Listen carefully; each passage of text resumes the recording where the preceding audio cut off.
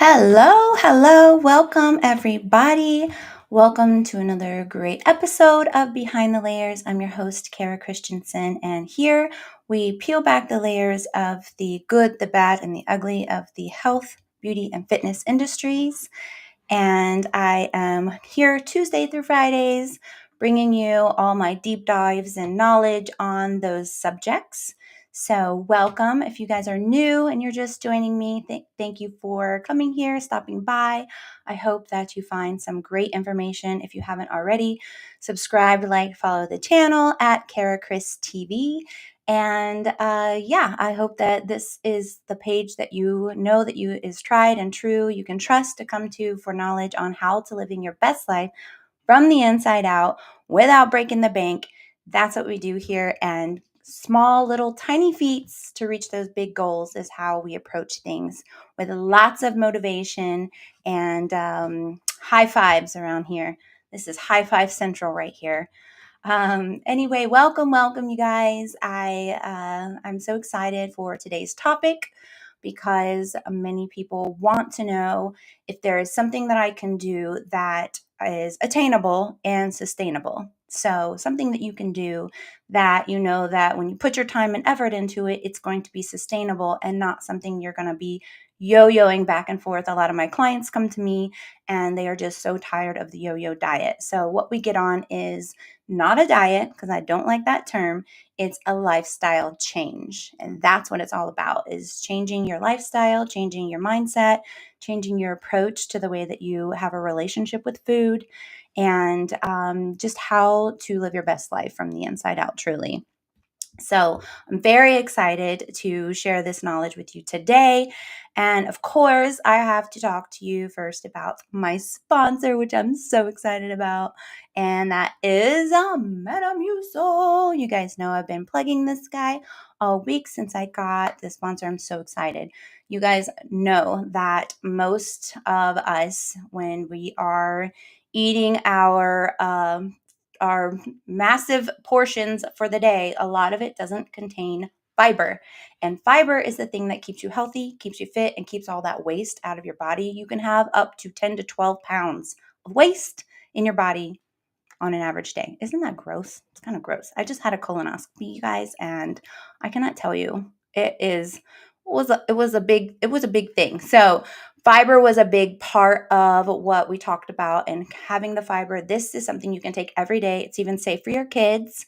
It's safe for any ages that you need to give this to. I take this on a regular basis because I know I don't have enough fiber. You have to have a quite substantial amount of fiber in your day. And if you're not used to eating all of that food, then you're not getting enough fiber. And this is going to help you. It tastes kind of like Tang or like Sunny D for all you old schoolers that are in the chat. This is something that it tastes like that. It's easy to drink because of it's like a nice orange kind of flavor without a bitter aftertaste at all. But you have to drink it quickly, because if you let it sit there, it's almost like a science experiment. If it sits there for too long, it's like this like jello mold. It's so gross. But in your body, it works to collecting all that yuck and debris and all that leftover little particles and pieces that are all waste that need to come out. And this is going to be your best friend. So that's Metamucil. Thank you guys for believing in me and my channel. And I'm so excited to have you here. So thank you so much. Metamucil is the brand for you. It's doctor recommended. So it's going to be safe for you and your family. So get some today. And this big old jar right here, they always have discounts on their product page, Metamucil product page. So if you go there, you can find a discount coupon code to clip. And this one was about $8, and it is 72 tablespoons. So that's 72 servings. So this will get you through a few months. I only take 1 tablespoon a day just to keep me enough fiber and keep me regular. And I love it. It's delicious. I actually end up wanting to drink more, which I don't normally say about a lot of things. So so Metamucil is a great thing to have. Welcome, you guys. Welcome. Good to see you guys here. Hold on, let me pull up my chat so I can see some of you. And nope, that's not the right thing. There we go. All right, great. So, yes, today's topic is one that I have gotten a lot about for people that are constantly asking me questions. What is something that they can do? What's something that is tried and true that you will be able to benefit from and is sustainable long term? So you don't want to yo-yo. I don't even like the word when clients come to me to get a new healthy, wealthy program. I like to say wealth as in your health wealth. And they get, they come to me for a program that they can get on and stay on. And they've a lot of times crack off with a word, what kind of diet can you give me? And I don't do diets. Diets are not, they're not successful. That's why there's comes out with so many different diets. They just don't seem to be a very successful thing when you're talking about restricting something so much and giving this and putting that. I don't even like the term. I like to start off with, let's just talk about your relationship with food. And that's where we begin. And so think about it for yourself. What is your relationship with food? Do you eat food for fuel only? Or do you eat food when you're bored? Do you eat food when you're emotional? So these are the types of questions I ask my clients whenever they come to me to get them started on a new journey for themselves. So that's where I would start with you guys too. Is this something that you feel that you are confident in? Hi, Bo. Hi, good to see you. If you, that you're confident in saying that you have a good healthy relationship with food, and sadly not a lot of people can say that they do. So that's what this channel is about, is to help you, guide you, and give you all of the best knowledge that you can in a world filled with knowledge out there. There is so many places that you can go and learn something, but you have to make sure that the source is credible.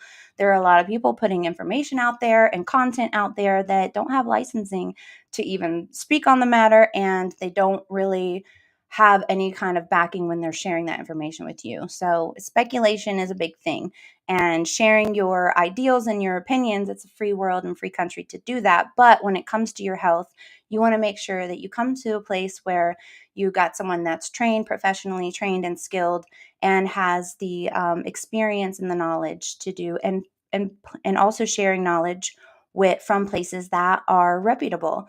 So you guys know you can get that here at Kara Chris TV and this podcast from Behind the Layers, where we will always peel back the layers on the good, the bad, and the ugly in the health, beauty, and wellness industry.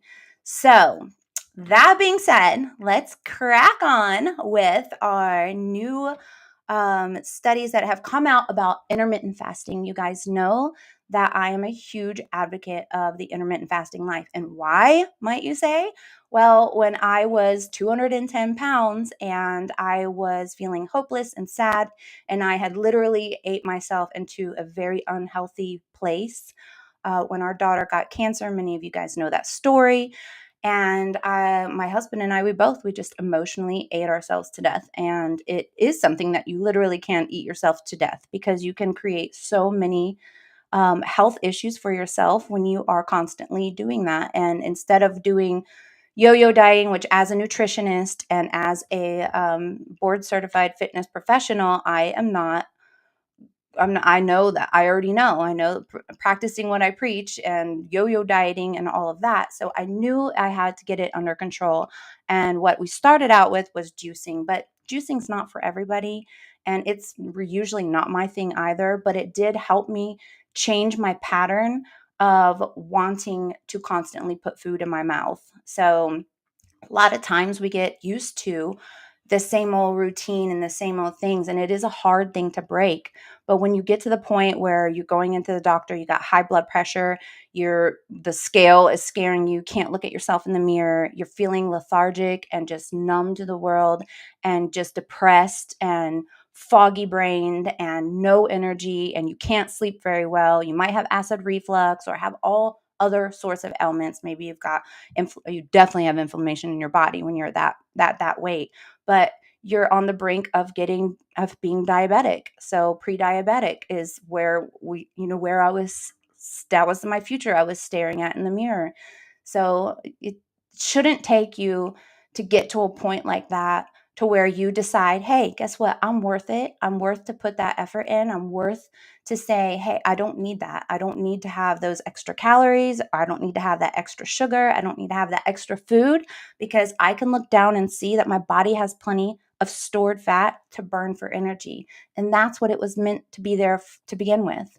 So that's where I'm trying to get you at. When clients come to me, like I said, I don't talk about this diet, that diet.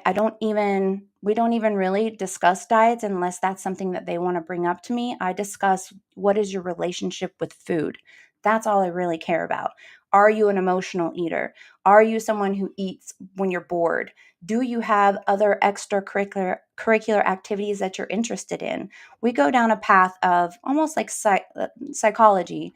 And what is it that, who are you? Who are you as a person? What else do you have to offer that maybe you haven't been tapping into?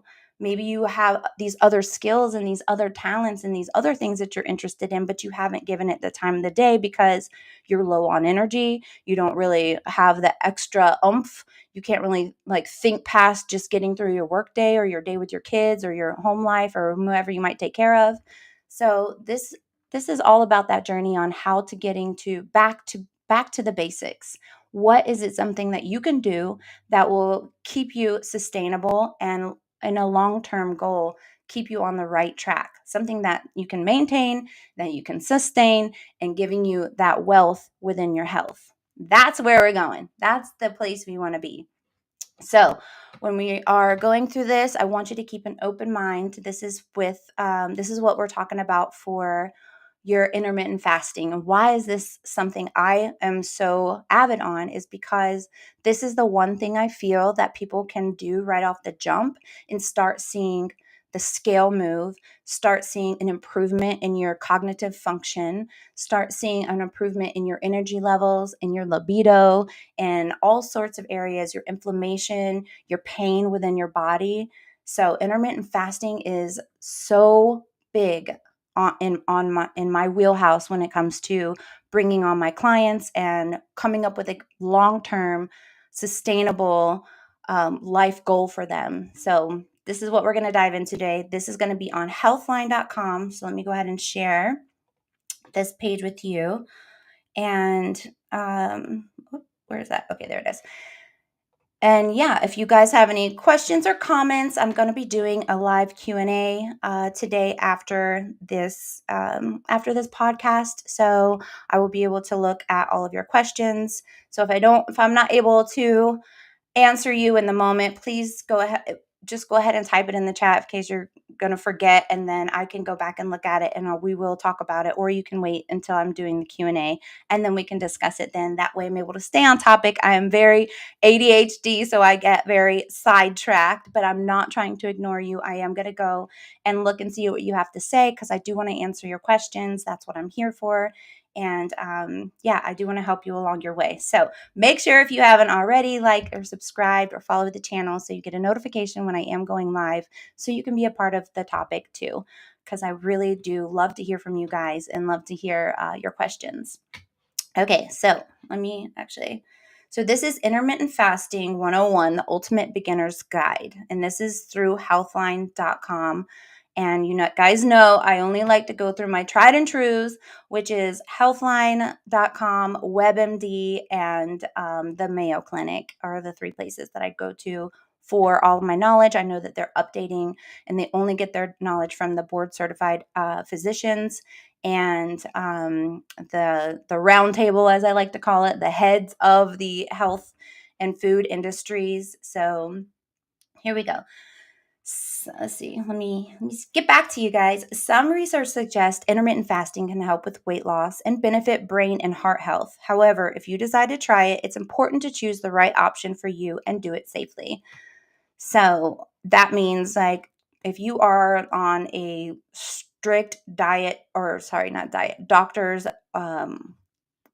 order where you can't introduce any new things in or out of your diet or your daytime or life in general without running it by them, please make sure you do that. Of course, I am just here to share my expertise in health, wellness, and nutrition. And I am not your personal doctor, so I don't know what your personal medical history is. So although most of the things that I suggest here is things I would suggest for my clients in a general basis. So but also always check with your doctor. is going to be the best bet. All right, let's move on. Let's get into it. All right, intermittent fasting. Intermittent fasting is currently one of the world's most popular health and fitness trends. It's true. Some people claim it's helped them lose weight, improve their health, and simply their lifestyles. So, just a little like side note on this. This is kind of like what is happening with Manjaro and Ozempic and Wegovy is it's making you eat less because it's making you feel like you're full and you're not hungry. And granted, it's doing that for you, but there are a lot of terrible side effects to some of those drugs. So, actually, to most of them. But so this is the same type of thing. Intermittent fasting is in the same realm. All you're doing is shrinking your eating schedule, and you're just not eating as much. At this point, if you're coming to me and you're a new client, I'm not taking you off of anything that you're doing already. All I'm doing is shrinking your eating window, and that's it. That's all we start with is shrinking your eating window to maybe a 12 hour. Some people are eating for 16.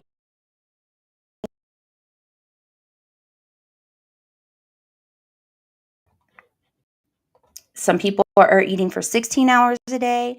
Some people are eating for 18 hours a day, and there's only 24 hours in a day. So we're going to encompass all of those things in this podcast. And these are things that you can do that are free that literally will probably save you money, right? Because you're not going to be eating as much. It's free to do. And boy, the benefits. Like I cannot express it enough. So people say, okay, well, is this sustainable? Absolutely, 1,000,000%. It's sustainable. And why is it sustainable? Because you're still eating. You're still eating your food. Once you start seeing that scale move and all you did was shrink your window of eating, so now you're only eating 10 hours, which is still a lot of hours to be eating food. So when you're shrinking your window and you're still seeing weight fall off, but you're still eating fast food and you're still eating pizza and you're still drinking sodas and all of these things, and you see you're starting to still lose weight from shrinking, it starts to hit you in a different space. You start to think, wow, okay, so all I have to do is eat less, maybe snack less, and I haven't really changed anything, but I'm starting to look better. You know what? Let me take this thing out, or let me take that thing out, and let's just see. And the weight, I'm telling you right now, my clients can attest to it. The weight will just start falling off your body because where is it getting the energy to maneuver without more food coming in? It's getting that stored fat and it's getting it out of there. It's using that for your fuel. That's your fuel now. And that's what's being burnt up and used while you're going on through your day. And that's the ultimate goal, right? That's where you want to be. So, okay, let's get into it. I'm so excited about this topic. So, intermittent fasting come to improve your health, improve their lifestyles. Okay, there is also some research that is linked intermittent fasting. They call it IF, so I'm just going to call it IF too, just to not tongue tie all the time. IF to better cognitive function, heart health, and digestion. So, we're going to get into all of that. Read on to learn more about intermittent fasting and how to do it safely. I have to keep going over here to scroll. Okay, so I don't know why this is showing up. Let me fix that. What is intermittent fasting? Let me get back over to you. Okay, intermittent fasting is an eating pattern that cycles between periods of fasting and eating. Some people call it the feast and famine diet, but you guys know I don't like that word diet because I feel like it's associated to yo-yo, something that's not going to work or be sustainable or longevity. But this is like a feast or famine. Feast and famine. It's currently very popular in health and fitness communities. IF doesn't specify which food you should eat when you get on this plan. Like I said, when clients come to me, we don't talk about what food you should eat.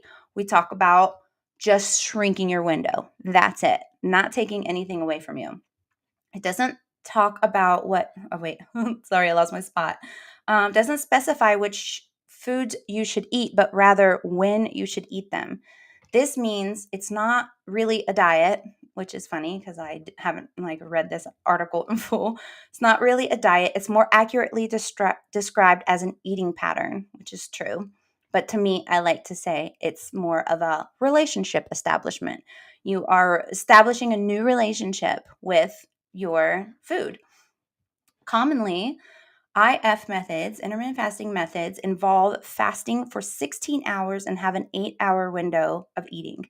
Some people do 24-hour fast twice per week, which I love to do, which that is usually in like the second or third, maybe even fourth month for my clients, because we are just adjusting to all sorts of things. Also, many of my clients have been on multiple like prescription drugs, and we also focus on getting their vitals into check so we can wean them off of them, or at least get them on a very low dosage. Okay, fasting has been a practice throughout human evolution. As a result, humans evolved to be able to function without food for extended periods of time. So let me go back over here. People also commonly fast for religious or spiritual reasons, including Islam, Christianity, Judaism, and Buddhism, which is true. We are actually in the lentil season, and yes, so we fast on Fridays. Some people do a full fast, which is what we choose to do, and some people just do what is asked of you, which is no meat on Fridays. And yeah, it's lentil season is 40 days and 40 nights, just like being going through Jesus going through the desert without any food or water. So I don't know if you guys have noticed people yesterday on Ash Wednesday walking around with a dark colored, ash colored cross on their forehead. That just means that they are Catholic and they had gone to the service for Ash Wednesday, which was yesterday. But so let's get back in. Intermittent fasting, you can practice intermittent fasting in several different ways. Though they all involve splitting the day or week into eating and fasting periods. During the fasting period, you won't eat anything. You can usually drink calorie-free beverages like water, herbal tea, and black coffee, which I do suggest you guys getting that oolong tea, green tea, white tea. Any three of those are going to be super duper. Those are like your super teas for benefiting your body internally, for your metabolism, for processing and blocking those carbs. I call them carb blockers, to block the carbs from spiking your insulin too much. So oolong tea, white tea, and green tea. Those are great teas to have. So let's move on. We already did a whole thing on that, but I just wanted to keep throwing that in there. What was it? 7 times? 7 times. I need to say it 7 times for it to process and actually store in your mind. That's a good trick too. If you are bad at names, if you say it over and over and over in your head, after they tell you the name, it will stick. I promise. So these are the most popular methods. This is the one, the ultimate goal that I try and get my clients to is the 16-8-8 method, also called the Lean Gains Protocol. This involves an 8-hour eating period and a 16-hour fasting period. Some people do this by skipping breakfast, but you can also do the reverse and skip dinner or eat early, which it really does depend on what type of person you are. Some people need to eat right in the morning because they feel like that gives them their energy for the day and they're not so hungry in the evening. So it really does depend on your personality. I've got clients across the board that some people need that morning meal and they operate best on that. Alexa, volume 1. Alexa, mute.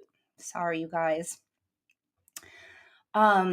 So it depends on what you try it out. Just try out which works best for you. If skipping your breakfast and kind of pushing it back a little bit before your first meal to your last meal being, around within the 8-hour. If you're a beginner at this, I would just do a 10-hour window. So from the time that you put food in your mouth to the last time that you put food in your mouth, make that 10 hours. And people get a little, like, I know I've got clients that first start with me, they're coming to me, they're tired of, being on all of these pills and prescription drugs, and their health is a mess and their life is a mess. And because their health is a mess, they're clouded, they don't have any energy, they can't sleep well, all the things. And we get it all in a check. And it starts right here. It starts with the 10-hour window. And the 10-hour window, you think when I'm saying to some of these clients, you would think I was saying you're never going to eat again in your whole life. With speaking about going into a 10-hour eating window and then 14-hour fast. Remember, that 14-hour fast involves your sleeping too.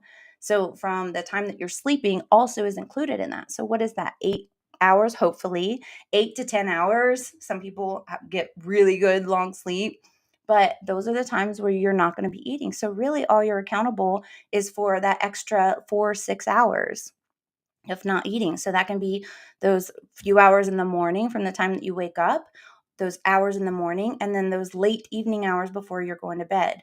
So it really isn't as daunting and scary as it might sound. But when you come to think about it, because you think, whoa, eating for 10 hours a day, that's a lot. But when you see, if you pay attention today, from the time that you had your first meal, how many times have you eaten today?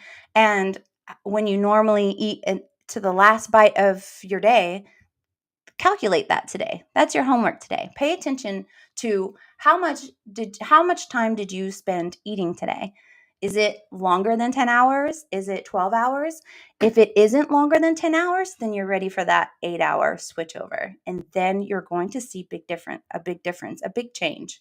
So if you're coming to me and we're talking about where to start. We're going 10 hours, but the ultimate goal is having an 8-hour eating window and then the 16 hours of fasting. Then we might roll into something like this. Okay, do you need to have that soda? Can you cut that soda out of your life? Because that soda, before you freak out, taking soda or sweet tea out of your life, right? And replacing it, let's just, how I'm going to treat you like you're one of my clients and you're coming to me for my coaching, my health and wellness coaching. Okay? You're coming to me and I say, we've been doing your intermittent fasting for 4 weeks. Now we're going, Alexa, volume 1.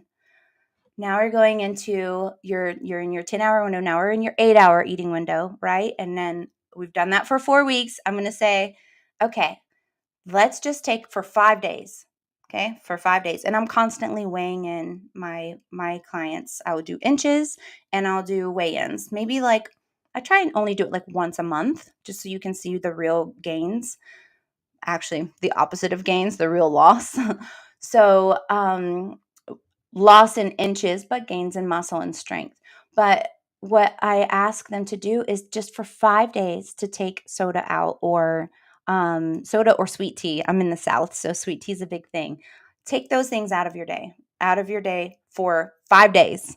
You think about the time that you've put into damaging your body with these things for, some people a lifetime. Take it out for 5 days. And by that fifth day, if they haven't seen that scale move tremendously, just from removing that and shrinking that window of eating, they're already like, okay, I'm doing it for the rest of the week. I'm going to my 7 days. And then I say, okay, so reward yourself on that 7th day. Reward yourself by allowing yourself to have that soda. And 9 times out of 10, they're shooting me a message and saying, whoa, that tasted so disgusting. I can taste the syrup and I can taste like the unhealthiness in it. And many times they'll even try to bring it back in just out of habit. And they're like, I can't do it. And they're just moving on to other things, like other flavored drinks, other flavored waters, but getting out of that realm of drinking that stuff that will literally weigh you down and corrupt your organs on the inside.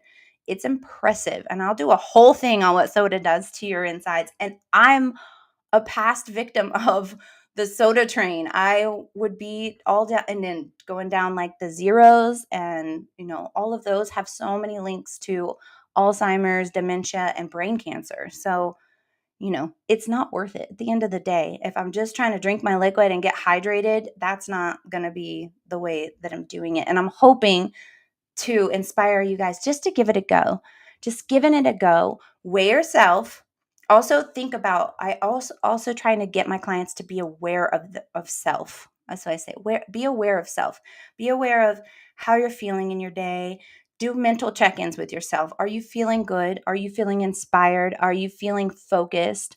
Are you feeling like being intimate with a partner? Are you feeling, all of these things? I get you to focus on your feelings and how you're feeling throughout your day. And then we navigate from there like, okay, so let's start our intermittent fasting journey. How do you feel when you're not eating all of that food? How did you feel when you didn't dive into that late night snack like you normally do? And instead, you just said, I'm just going to bed, or go have a hot bath, like we talked about yesterday. Having a hot, like Epsom salt bath and getting that good magnesium into your body and getting flushes those toxins out and helps you sleep like a baby. Especially if you haven't had one of those good night sleeps in a long time, just getting a hot bath in, or even a hot shower. They make these tablets that go in the bottom of your shower, and the hot water from the shower dissolves it and lifts it up into the air for you to breathe in. They make those in lavender, and it's really great. That brings me to one of the things that help you from that late night snacking and craving. Da-da-dun-dun-dun. You guys know what time it is. Yes, it is apple cider vinegar. This is going to be your best friend. And make sure you get it. See how it says right here with the mother? That little red oval circle down there will say with the mother. Sorry, these lights are probably not doing this much justice.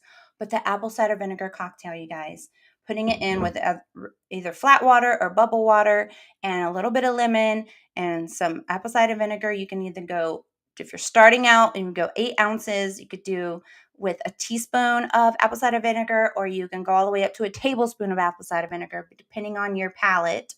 But it will reset it's so good for your gut. If you got acid reflux and you're always having like suffering from acid reflux or heartburn, this will reset that. These have all the same things that you might get your cultures in yogurt. If you don't drink yogurt or eat yogurt, you can drink some of this. This is really going to help your gut biodome. So having this also curbs your appetite.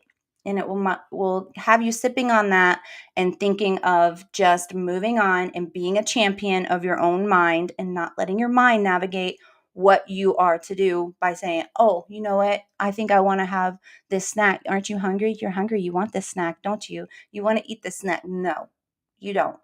You don't want to eat that snack, because what's going to happen after that, you're going to have that high. Yes, it does give you that 15 minutes of fame up there, but then you come crashing down so hard, and then you're even extra hard on yourself because you've already started this new journey and you're trying to be in this more healthy, well space. And now you've just disappointed yourself. You've let yourself down so hard that you can't believe that you broke when you said you weren't going to. Finding something else to do, or just go to bed. Just go to bed. That is really the way to do it. Sip on that melatonin tea, get your mind settled, have some of that magnesium, maybe put a little magnesium in that melatonin tea, or that sleepy time tea, which is out there. Drink that down, relax, listen to some spa music, maybe read an article about intermittent fasting. Shut down all the things. We talked about that stuff yesterday. Shut off all the stuff in your room. Your body wants to produce natural melatonin, but it cannot do it if you constantly have all the lights and all the things that are keeping your mind going. You have to shut it down. Look here, right here. Me too. Not like me too, like the movement, but yeah, I've been that person. Trust me, I've gone down these roads. That's what led me to be who I am and where I am, is because I want to shout it from the rooftop about how capable you are of doing it, and how it is just a mental game. It's a mental game you have to conquer. It's like learning how to play any game and getting good at it. You have to keep practicing, and you're going to fail, and you are going to fall off the wagon, and you are going to hit a plateau to where you're feeling like, what am I doing? And then that's what I'm here to do, is guide you through that. What's that next step? What are we doing now? Right? So that's what this is all about. But the best way to get you there is through intermittent fasting. Huge, huge advocate of this. So 16:8, we talked about that. Eat, stop, eat. This involves fasting for 24 hours. This has become a new thing a lot of people are really getting into. But first, I take my clients down the 16-8 avenue, the feast and famine, before we go to a eat, stop, eat.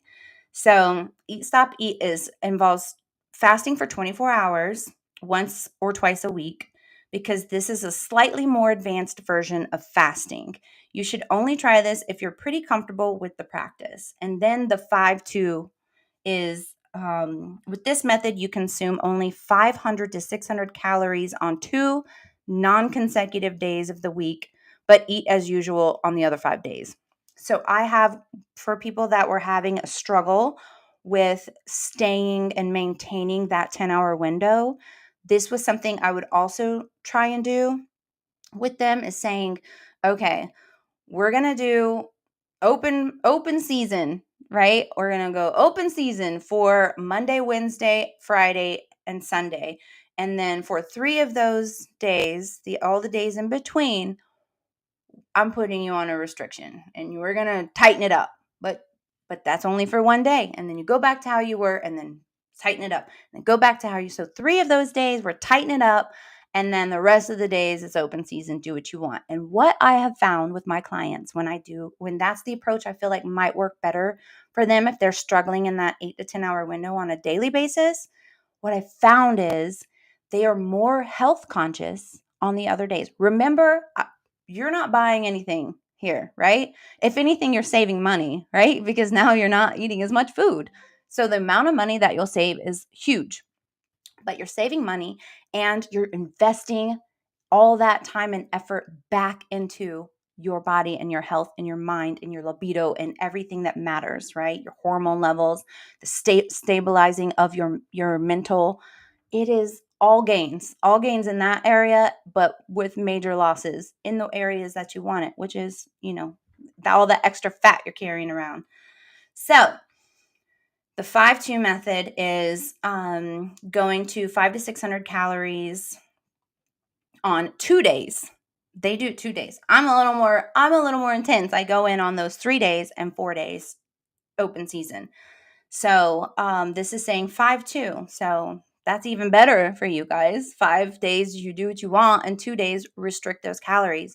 But what happens on those days that you restrict those calories, right? Which might be a little more struggle when the other days are open season, you find yourself feeling like, wow, okay, maybe I can do this. Maybe that wasn't as hard as I thought it was going to be. And the days that you have open season, you're like, you know what? I don't really need to eat this breakfast and I'm not really hungry for this snack. And what is that? That's awareness. That's becoming aware of your body, your mind, and connecting the two and saying, hey, I don't need to have this food. I can look down and I see that you've got all this down here that you need to feed on. So go ahead and work on this. And then we'll do whatever we need to do. You'll find so much more time to do the things you love to do when you're not sitting around eating. You'll find so much more clarity in your thoughts and your mind, and so much more stability in your mood, and your libido will go up. You will feel more in the mood because now you're feeling more confident and more able to take on things because you feel more clear-headed and more level-headed and more energetic. So big things happen. And remember, not a penny has come out of your pocket.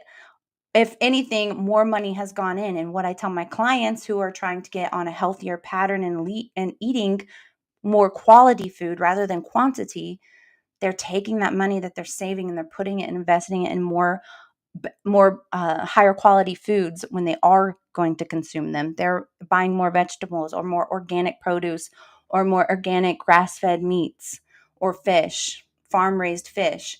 So you can invest it back in that way, or you can invest it in going to get your nails done or going to the golf range or going to do something that you want to do and you love to do and you haven't had the extra money to do.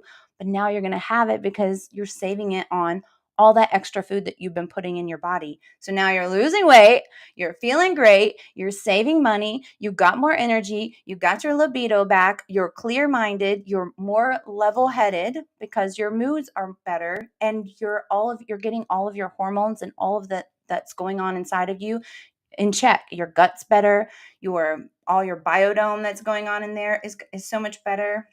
everything is so much better when you get into this pattern of intermittent fasting. So those are real good options. Those are great 3 options, but I definitely wouldn't go with that second option. I'm going to give you guys time to screenshot this if you want to, just so you can maybe try one of these out on your own.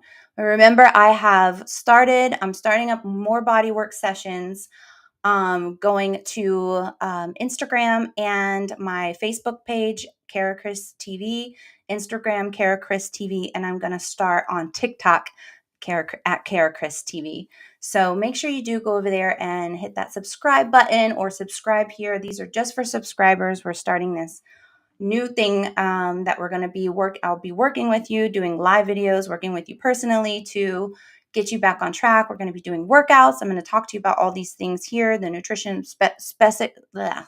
especially for you, what your specific needs are, and help you reach those goals. So make sure you go over there and subscribe today. And also for all the new subscribers and people that are already subscribing, I am starting a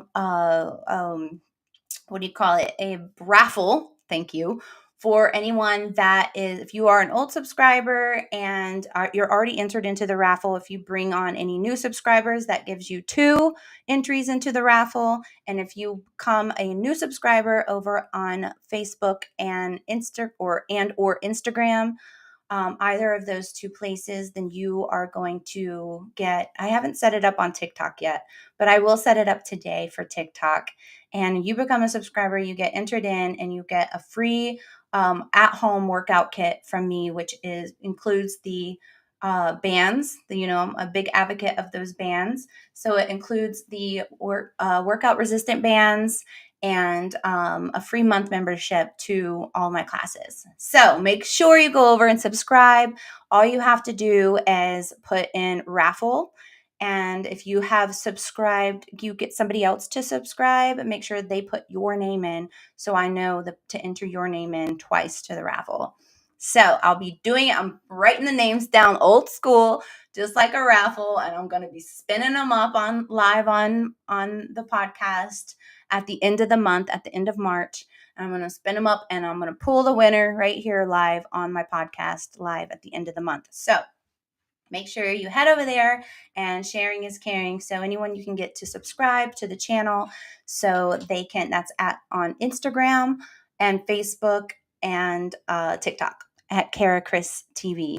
So make sure you guys do that. I wanted to throw that in there. Totally forgot to share that with you, and I will be posting something up about it. But okay, so let's go over, finish this up. Overtime and condition. Okay, how it affects your cells and hormones. Again, still talking about intermittent fasting. How this affects your cells and hormones. When you fast, several things happen in your body on the cellular and molecular level.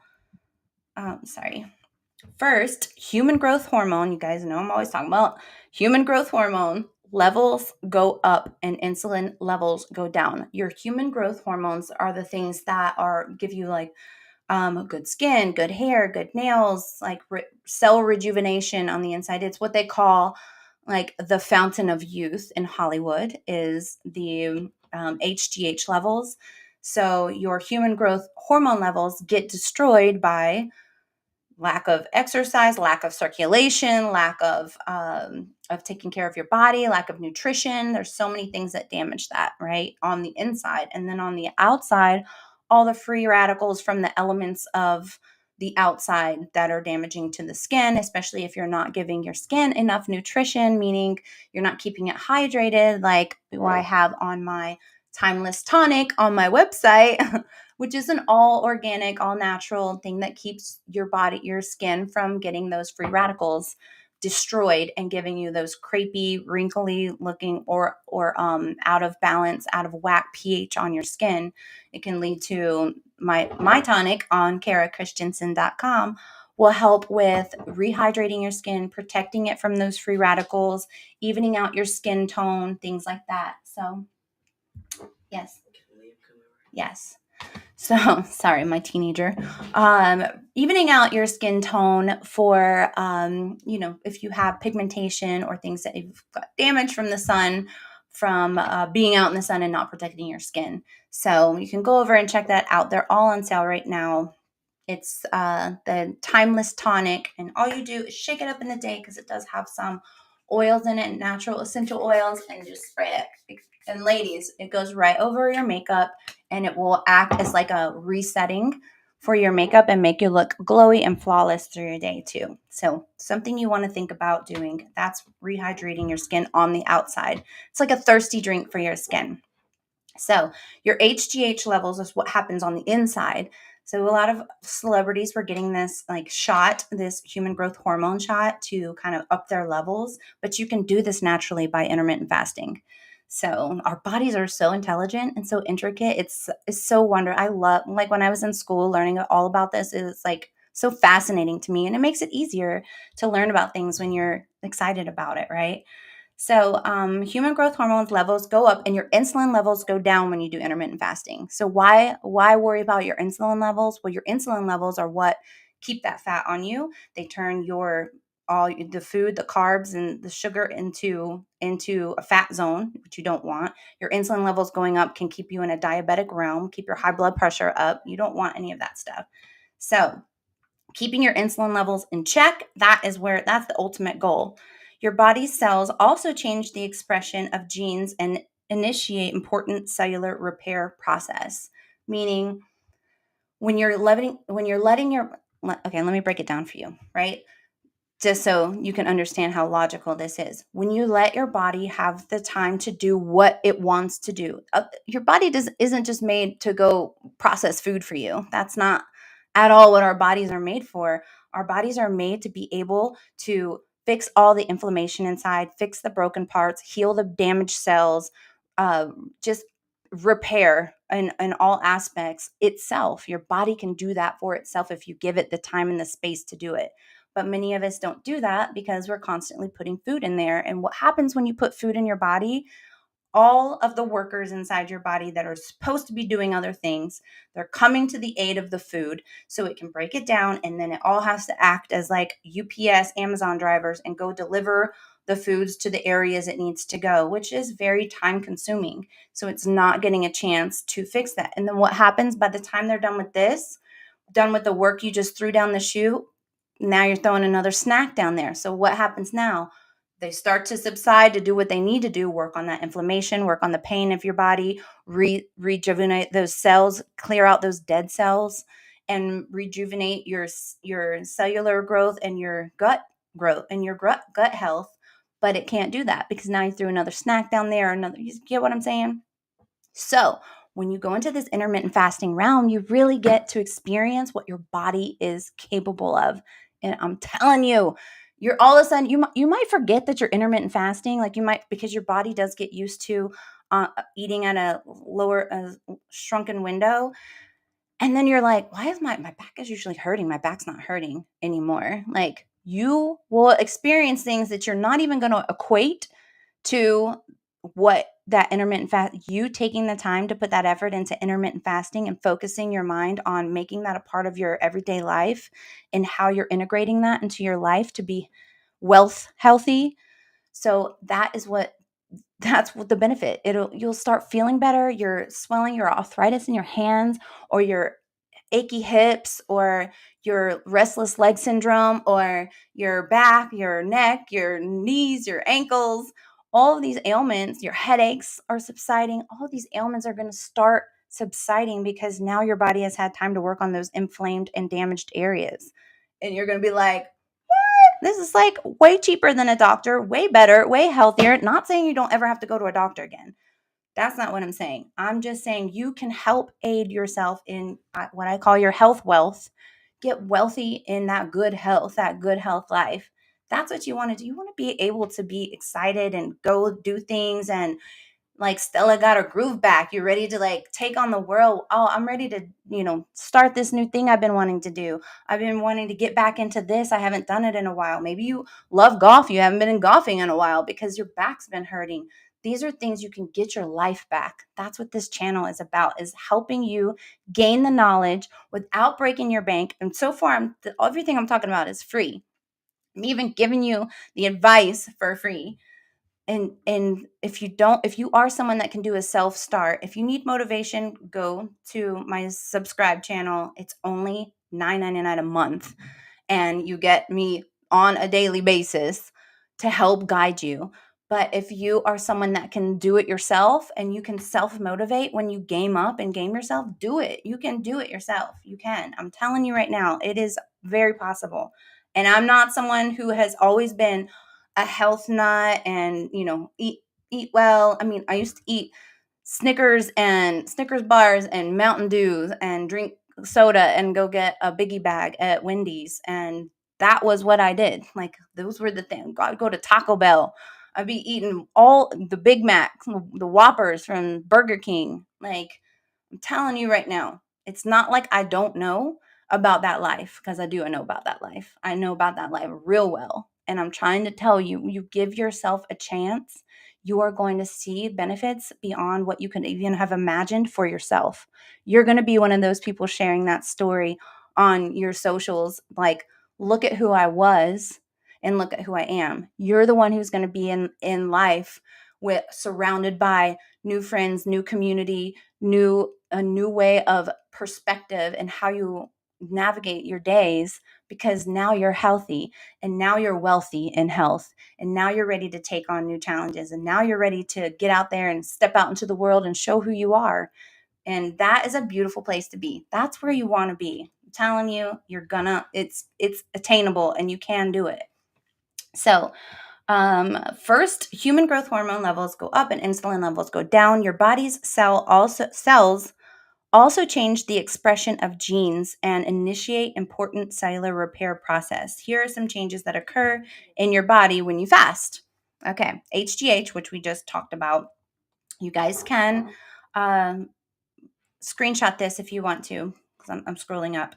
So your levels of HGH increase. This will help you both with fat loss and muscle growth. So, of course, you want that, right? Insulin. When you fast, insulin sensitivity improves and levels of insulin decrease. Lower insulin levels make stored body fat more accessible. So instead of think about if you're insulin resistant, right? That is like Fort Knox going up around your stored fat, right? So now you got these like major thick, like unpenetrable walls around your fat. So your body is trying to store or is trying to burn the fat, but it'll burn what you ate instead of burning that stored fat, because you have so much insulin resistance because your insulin is so high. So once you get that insulin into check, then you are going to be able to lower those walls down and let your body start blasting that fat in those stored tanks, because that's going to be your fuel. That's like a reserve fuel. You ever have like a ATV or something that has the reserve fuel? That's your reserve fuel, and that's what you want to your body to be using for fuel, to burn that off. You don't want it just to be burning the food that you're just now eating. I'm sorry. Sorry. I have to do this. My blink keeps going off. The kids are probably running around out there. And yes, I'm still a parent at the end of the day. I'm a mom, and mom's first, but it is going to keep going off into the Alexa. So sorry about that. Okay, now it should stop. All right, back to it. Okay, cellular repair. So insulin is what you want to be low. You don't want that insulin high. High insulin is going to definitely keep you from burning that stored fat. You don't want that. You definitely don't want that. So cellular repair. When you're in that fasted state, your cells initiate cellular repair processes. This includes autophagy, which I'm going to talk about, which means cells digest and remove old and dysfunctional proteins that build up inside them. So when autophagy is happening, it is really quite interesting. You can look up some scientific videos from doctors that show what happens when your body is in autophagy, and your body gets into autophagy after 17 to 19 hours of fasting. That's why I say for 24 hours, do a couple 24-hour fasts each week for some people, especially if you have some ailments going on, like, you're pre-diabetic or cancerous. Maybe you got some borderline cancer cells that are getting a little frustrated and active. So you want to get those in check. doing these fasts will help. If you look at these videos and you look up those videos on um, your autophagy, what happens during autophagy, science based, you can see they have these like petri dishes where you can see what happens. I used to love that in science, but where the good cells are literally eating the bad cells. Like the good cells are going over to those damaged cells, the cancered cells, the damaged waste cells that are taking up space in your body and causing havoc. They literally are going over and consuming those cells and eating them up for fuel for the good cells. So you're like, it supercharges your good cells and makes them stronger and more powerful and gets rid of all of those damaged cells.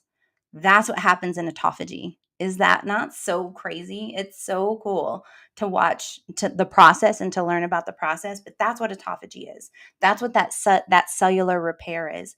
And what also happens during that time, it's not just about if you have cancer or if you are have a history of cancer in your family, or if you have what other ailments. Maybe you have some type of bacterial situation, or I don't know, your body is fighting something pretty serious. If you go into those fasted states, 17 to 19 hours without food, that includes your sleep time, and you get into that space where your body's in autophagy, letting it linger there for as long as you can before you introduce food back in there. So that's why they say 24-hour fast within 2 times a week. The amount of so think about this. So when you do that with your body, right, you're getting a full body reset inside. You're getting cleared out, cleaned out, whole cell rejuvenation underneath the skin. So what's going to happen? Your biodome, your gut is going to be working like on point.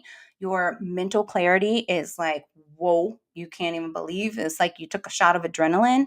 There's so many beautiful benefits that you may not even see for a couple weeks, but some of the things you're going to feel immediately. You're going to feel immediately inspired, energized, clarity. For guys, you get a 1300% boost in testosterone. Ladies, we get a boost of testosterone and our estrogen. So you get so many beautiful benefits of doing that fast that is just astronomical. And what are we talking about? We're literally talking about not putting food in your body for 19 hours. It's crazy, right? Just allowing your body to do what it needs to do. So that's autophagy. You can look that up. I'll let you guys screenshot it before I move on. So autophagy is what I'm talking about. Autophagy is the place that allow your body to get to, that you can have those incredible, insane benefits that you just won't even believe it unless you're feeling it yourself. Like I could talk about it till my lips fell off, but when you experience it yourself, you're going to be writing me, which, by the way, if you want to write me about anything, a topic or a question on the show, and you're not a subscriber already, you can write me at behindthelayerspodcast@gmail.com. And I will be happy to bring up any topics that you're writing me there. I do love all of the praise that I'm getting on there. I really do appreciate you guys. So that's behindthelayerspodcast@gmail.com. And you can ask me any questions or any topics that you might want me to cover on here. But yes, I am so excited about sharing those things with you. Go ahead and screenshot that because you want to look up autophagy. Autophagy is the place that you really want to be in, and you'll forget that you did that. If you forget that you did the fast, and all of a sudden you start like looking in the mirror, and you're like, "Whoa, how do I look younger? How do I look younger?" Because your body is rejuvenating all those damaged cells that are coming up. The damage is from the inside. It's going to come out. So you might have had damaged cells, damaged skin that was coming out to be like brown spots on your face or skin tags or any kind of thing like that you get when you start aging. And now you're not going to get that because you have done the cleanup work on the inside with autophagy. So you do that cleanup work on the inside, so it's not going to come out on the outside. Your good cells are going to eat those bad cells. So what are you going to have? You're going to have that new collagen, new elastin, that plump skin, that beautiful fresh look. Your hair is going to get thicker. You're going to have thicker nails. It's an all in all. Whoa.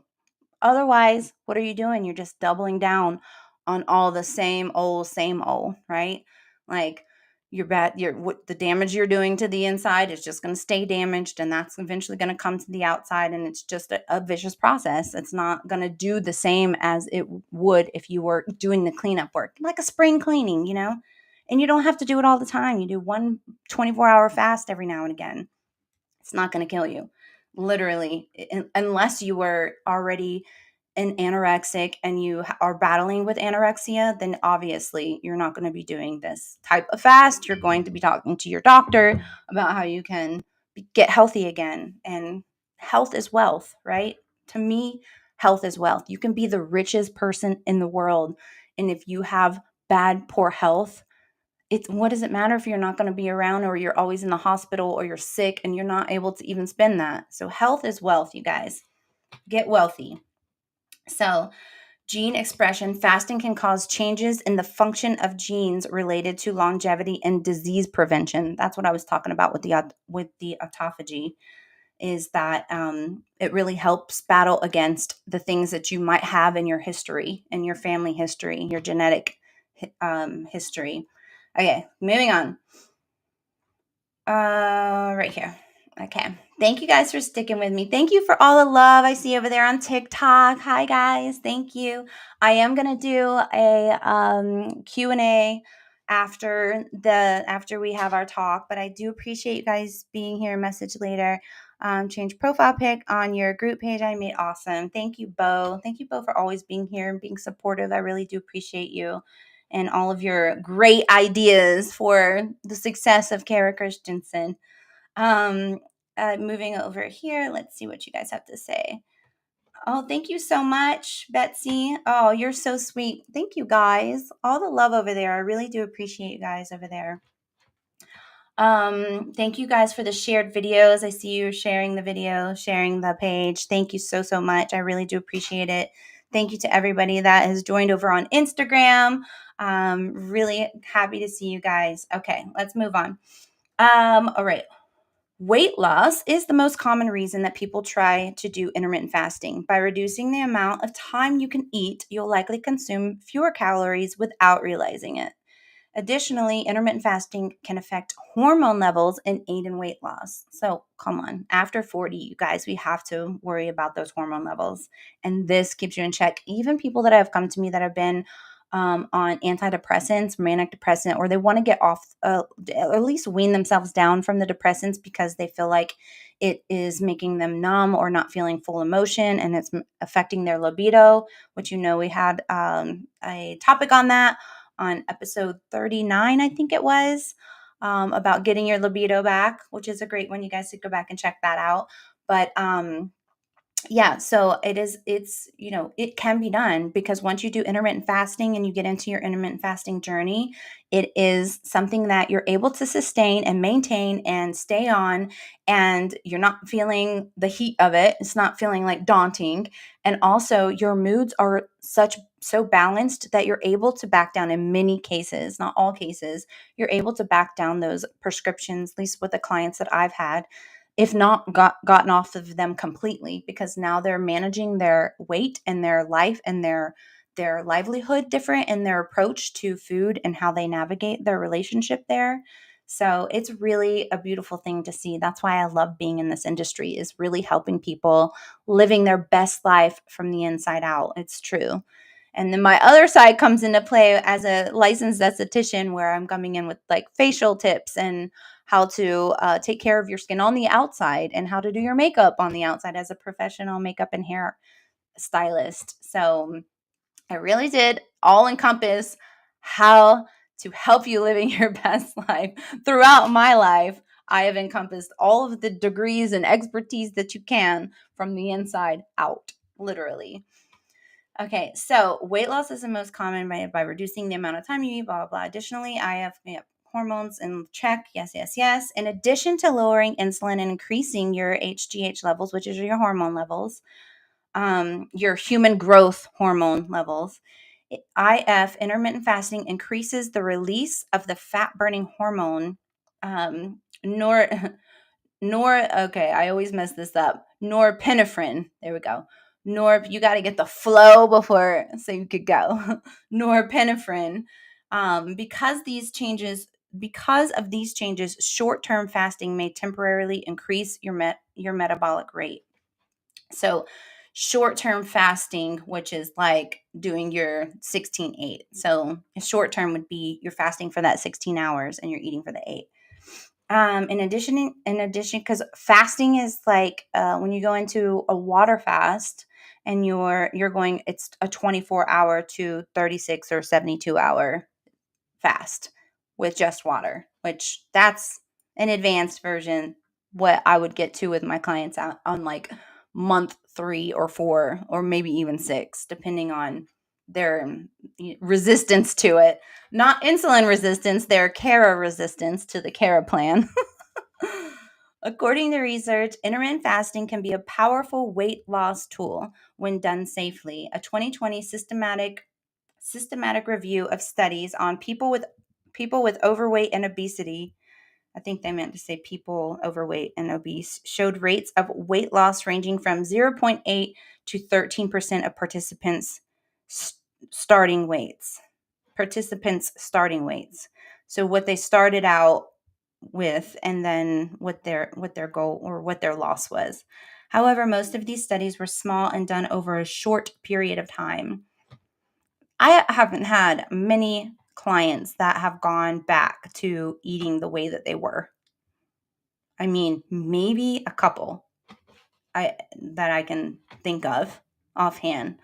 And out of thousands, I think that's a pretty good percentages. Because once you live that life, that's what I feel like. If I could just like have a magic wand and wave it over everybody and be like, you guys are going to try this for 5 days. You're going to try it for a week, or you're going to try it for 2 weeks. And then everybody tries it for 2 weeks and then they come to and they're like feeling good and feeling inspired and full of energy and full of life and sleeping good and wanting to work out and looking better. That would be the dream. If I could just wave this magical wand over you guys, this healthy, wealthy wand, and bop you with it, get you to give it a go and just try out what it's like. I tell you, proof is in the pudding. You guys won't want to go back. You'll be so excited about your new journey in life. And that is what I'm trying to get you to, because I know you'll benefit from it. And I know that you'll really get the most beautiful outcome for yourself and your loved ones. You can do it as a group, do it with some friends, do it with loved ones. However you do it, just do it. You just got to do it. Okay. Weight loss is the most common reason for people to try intermittent fasting. By reducing the amount of time you can eat, you likely consume fewer calories without realizing it, which is true because you're not eating, right? So you're going to have fewer calories. Additionally, intermittent fasting can affect hormone levels and aid in weight loss. Okay, I already said that. In addition to lowering insulin, which that's the main goal, tackling that insulin, because what is high insulin? High insulin is blocking you from getting into those storage tanks. They're your Fort Knox walls around your fat storage tanks, and we need to lower those walls down so your body can start using that stored fat for your energy in your day. So, in addition to lowering insulin through intermittent fasting and increasing your human growth hormone levels, intermittent fasting increases the release of the fat-burning hormone here we go again. Norepinephrine. Norepinephrine. Because of these changes, short-term fasting may temporarily increase your metabolic rate, which is what keeps you burning fat. According to research, intermittent fasting. Oh wait, I already read all that. Sorry, you guys. My bad. I get off on a tangent. ADD. Okay, coming back. All right, keep in mind that the main reason intermittent fasting helps with weight loss is that it makes it easier to eat fewer calories. Really, it's just like logic, right? You're taking in fewer calories, so you're not storing all those extra calories, and you're feeling better because you're not storing all those extra calories, right? If you eat massive amounts during your eating periods, you may not lose any weight at all. So if you're taking this as like, some people panic and like, oh my gosh, I only have these 8 hours. I got to make the best of them. That doesn't mean go and shove 12 hours or 14 hours of food into 8 hours. That is not it at all. It's saying You have 8 hours to eat. And in those 8 hours, make wise choices. But if you continue to just eat how you were eating before, that's okay, as long as you're not eating all that extra. Like, let's say you cut out that breakfast meal, or if you want that breakfast food for lunch, dinner, or whatever, then do it. Or if you're moving all the things down to you're eating breakfast and then your last meal is at like 6 o'clock p.m., then you're that's totally fine too. So it doesn't mean to eat all that food within those hours. That's not how that rolls. That's not the jam. That's not what we're going for. So, studies have found that intermittent fasting may have benefits for weight management and overall health. However, keep in mind that much of the existing research includes small, short-term studies. This re- these yeah, this means researchers need more information to understand how intermittent fasting can help with sustainable, healthy weight loss. Here are the main health benefits of intermittent fasting.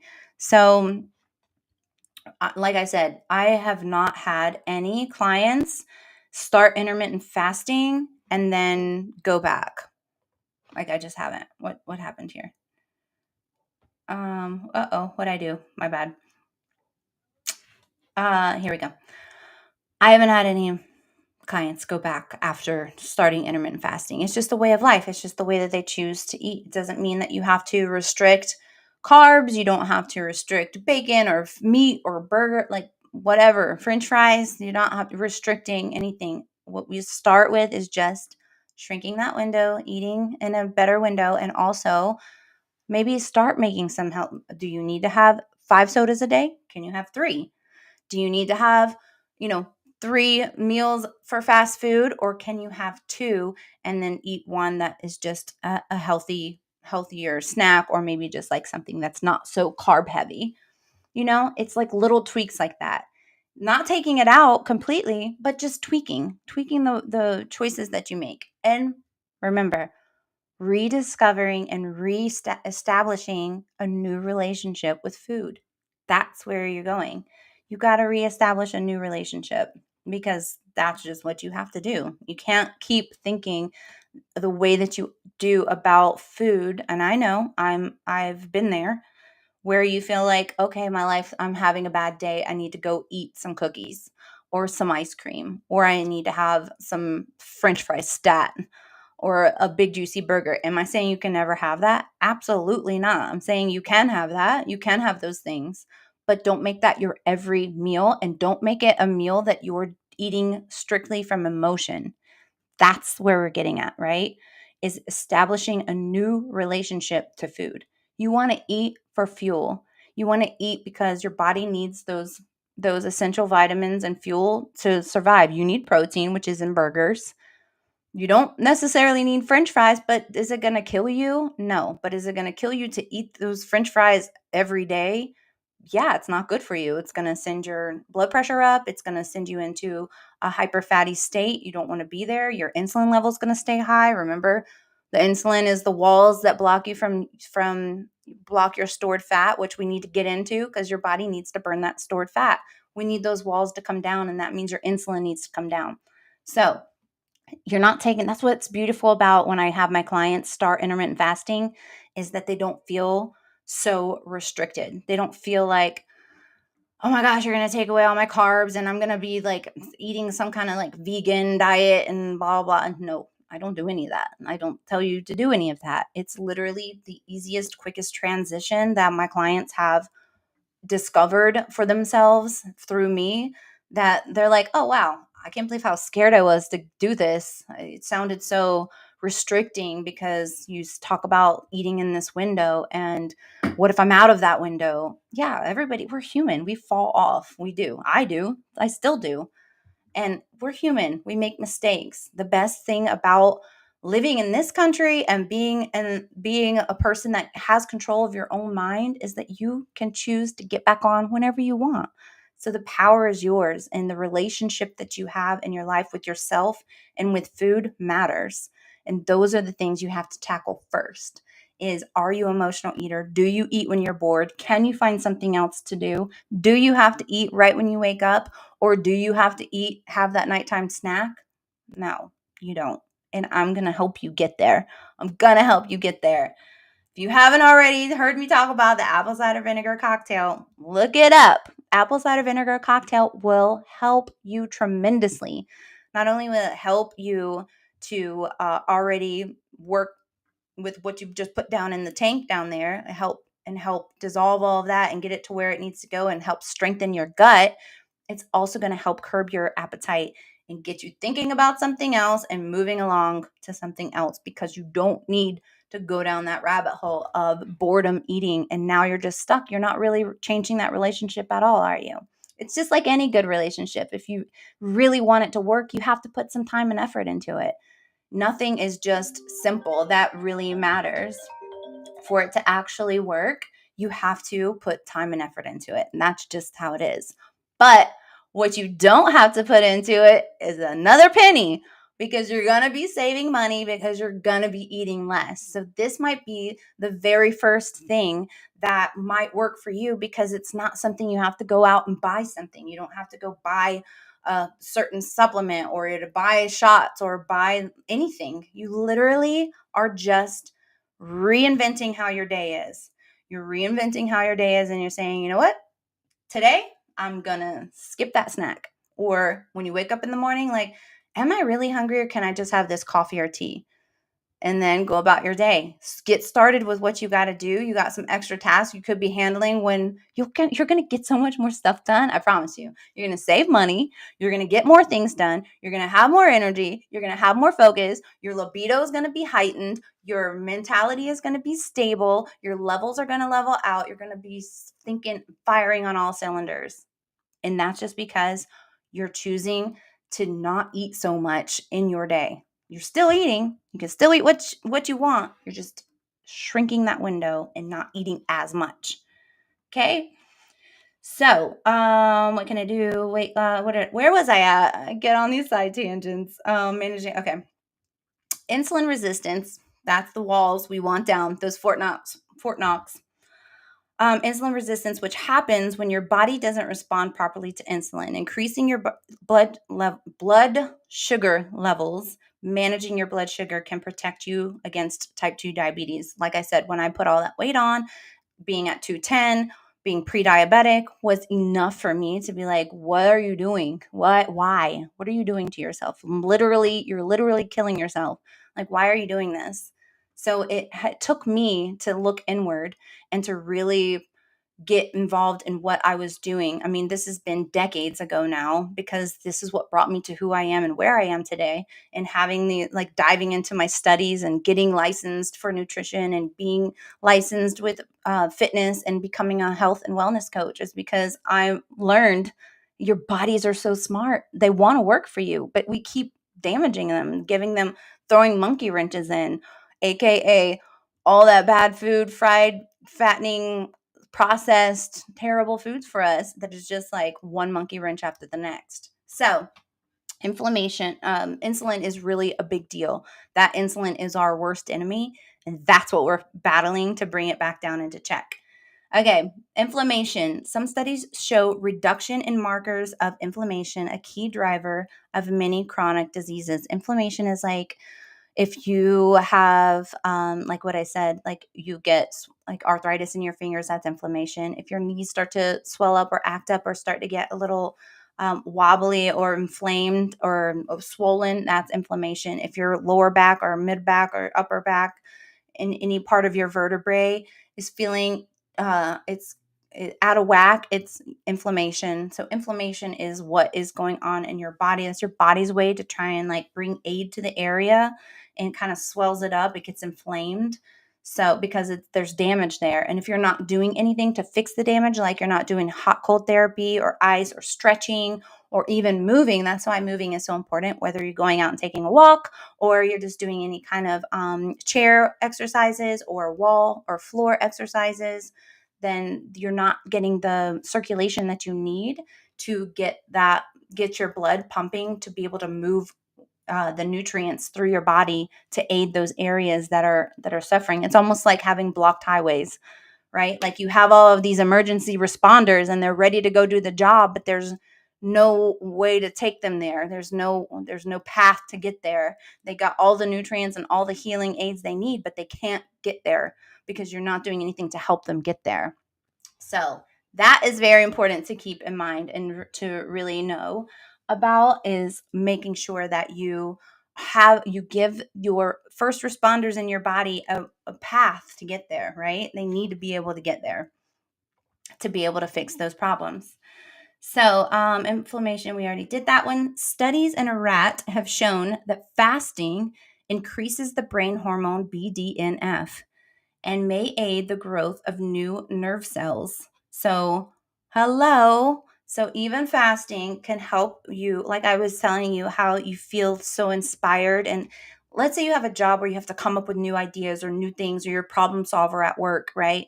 And then you start coming to a point where you're fog, especially as a female, if you're going into perimenopause and you've got brain fog, and brain fog is so real, and you can't connect the dots as like you used to, or you've just clouded down your body from all of this like processed food and bad junk that you're putting in there, that now you're just not operating like you used to. That can be reversed no matter what age you are. You can literally reverse the signs of that no matter what age you are. Is that not so amazing? No matter what age you are, you can start enhancing your brain's activity just by your fasting schedule. Isn't that so cool? Like, not adding anything else to your body, not doing anything extra, literally just giving your body time to do what it needs to do in that autophagy state. So brain health is something that you can increase, and you can feel it. Like, you can literally feel it when it's happening. You can feel the difference when your body starts hitting that autophagy and you start having that like mental focus. Whoa. You're like, whoa, okay, all my wires are connecting right now. Now you're getting to come up with with the thought that you were stuck on before at work, right? Like, you needed to solve this problem and you just couldn't see it clearly, or you need to come up with new ideas, marketing strategies, or whatever for your team. Now you're starting to be able to do that. You can come up with new marketing strategies, or you can come up with new ideas to drum up business for your work or what have you, because now your brain is operating in a space where it hasn't been maybe for a long time. And now you're able to see clearly. And that is because you're not boggled down by all the food that you keep putting in there. It's really impressive, you guys. I'm serious. It's really cool. So keep in mind that research is still in early stages. Many of the studies were in small, short. Okay, we already talked about that. Okay, why is this in the way? Who should be careful or avoid it? Fasting is certainly not for everyone. If you're underweight, which we talked about, if you have some type of anorexia or you battle anorexia, you definitely want to talk to your doctor, because you need to put on healthy weight before you go down this road again. And maybe this is why people get to that point. And this is something that I have had only a couple of times in my decades and decades, my 25 years now, being in this industry and helping guide people along their way. I've only had a couple times where it has gotten so addictive doing the 24 to 72 hour fasting, because of what you feel like when you're there. Just like I told you, like the heightened mentality level that you're at, just like being on top of cloud nine, feeling euphoric, feeling like you're in this like such beautiful connected space in your mind, your mind and body, that you probably may not have ever experienced. And knowing that you got there just because you didn't eat and you were on a water fast for 24 to 72 hours. And when you're doing that, I guide my clients along on that journey, because there are ways to do it safely to where you don't go in what they call is a fasting fog. So you don't get to a spot where you're just kind of feeling like, they call it the fasting flu. Sorry, not a fog, the fasting flu. So I do guide my clients down a journey when they're going into that deeper state of fasting.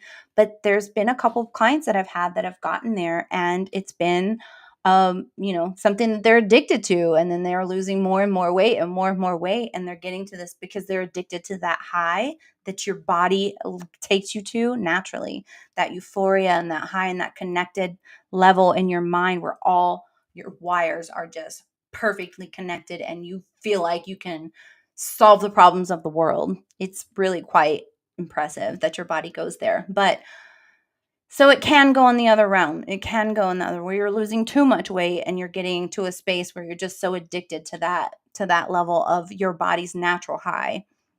But yeah, so that is something to keep in mind. So should females fast? I've actually gotten this question before with my clients. I don't know where the information is being put out there that females shouldn't fast. I think it's quite ridiculous, but so, some evidence shows that intermittent fasting might not be as beneficial for females. And I've never heard this from any doctors that I consult with, from any of my expertise and knowledge in fitness and nutrition and wellness. I've never heard this. Only if someone is on extreme meds, different types of medications, and they need to have food for those medications. But it hasn't come across my desk. I'll put it like that. So but let me see what healthline.com says. I do trust them. So let me just dive in. So there are a number of um, anecdotal reports of females whose menstrual periods stopped when they started doing intermittent fasting and went back to usual when they resumed their previous eating pattern. This is likely because fasting can disrupt female hormones, affecting menstruation and overall health. If that were to happen with one of my clients, which it never has, it doesn't hasn't happened. If anything, it makes your eggs healthier, and for men, it makes your sperm healthier.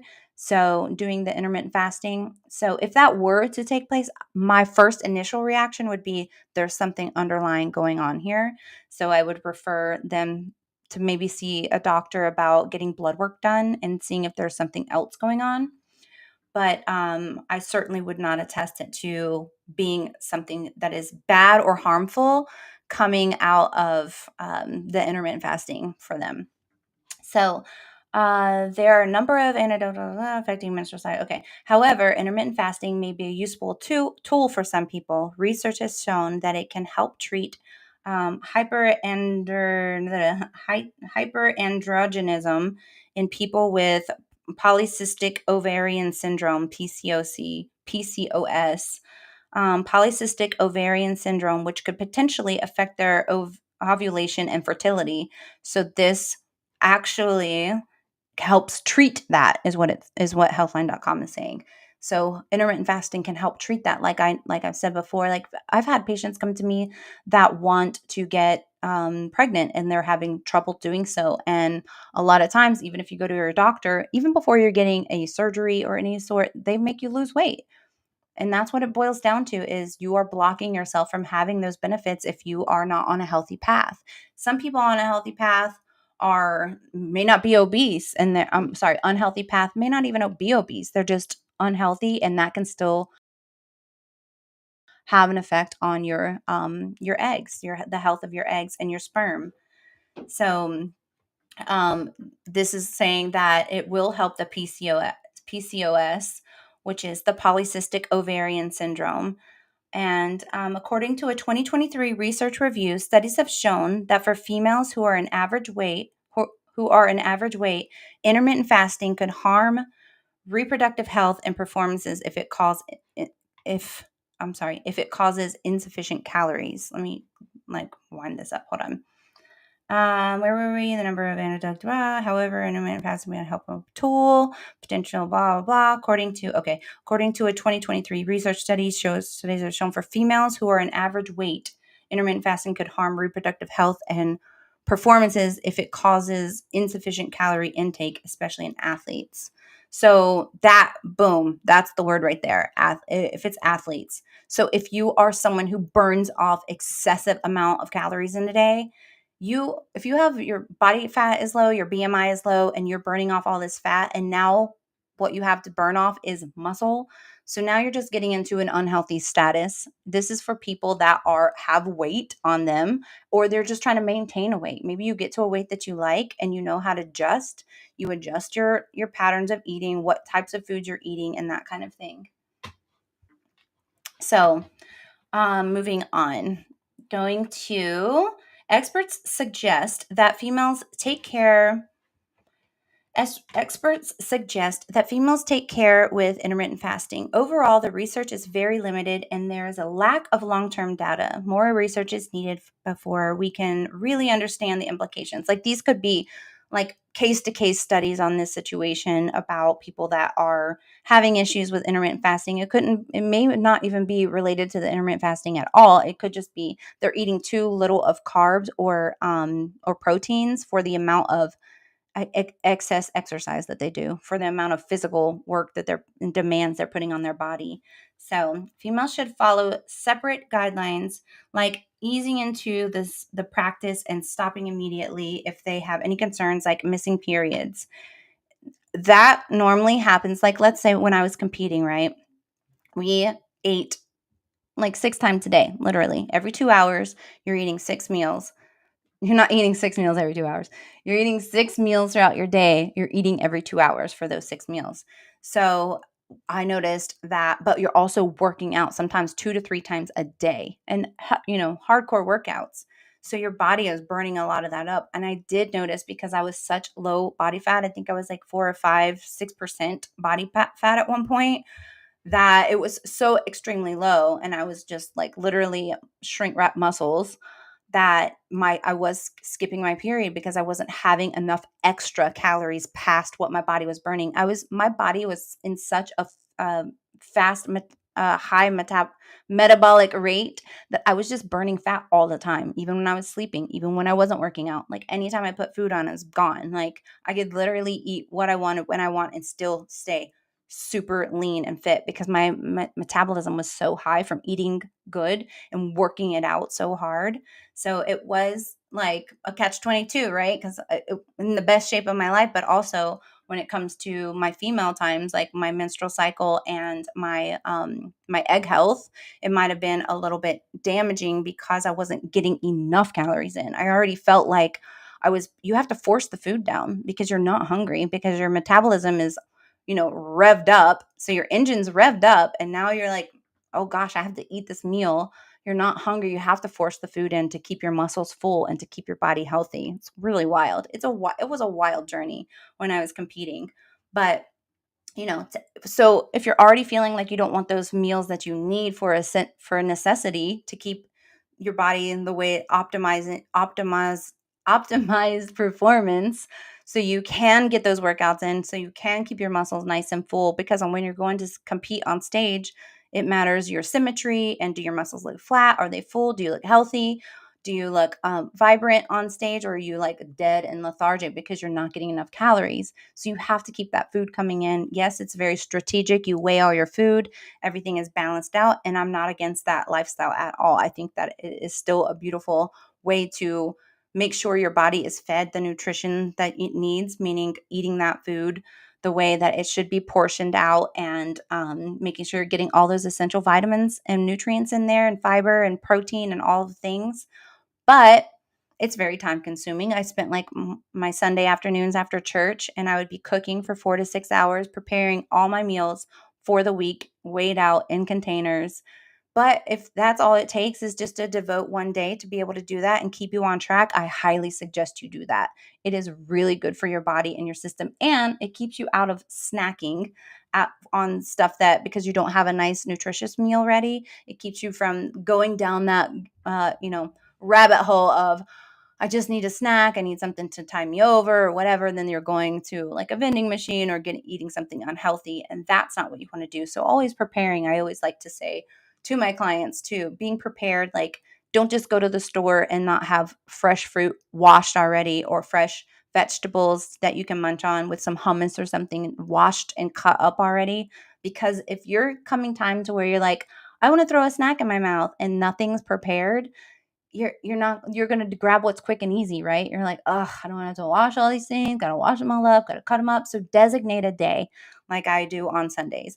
Designate a day where you are taking that time to cut everything up, get it all prepared for your week, and set yourself up. That becomes a part of my program when people come to me and they're like, I need to start this new journey for me. I need to make 2025 my B and make this a big year for me. And how do I do that? And how do I keep myself on track? And how do I keep myself from falling off?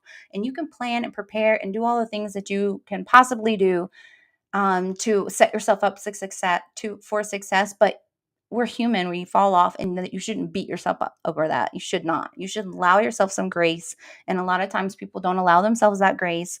They beat themselves up. And what does that lead to? Bad habits. It leads to eating more, making more of the wrong decisions, keeping them up at night so they're not sleeping well. When you don't sleep well, what we learned yesterday, it affects the frontal lobe. So when you affect your frontal lobe, then you start making poor decisions in your waking hours in the next day. So you don't want to start that cycle. Give yourself some grace. Be like, that's all right. I messed up. I'm going to get better. The next day I'm getting back on track and I'm going to do better. So this is something you can go ahead and take a screenshot of before I move on. Yes. Okay. So follow a separate guideline. All right. Moving on to safety and side effects. I'll be done in a minute, baby girl. My daughter keeps coming in here. Okay. Safety and side effects.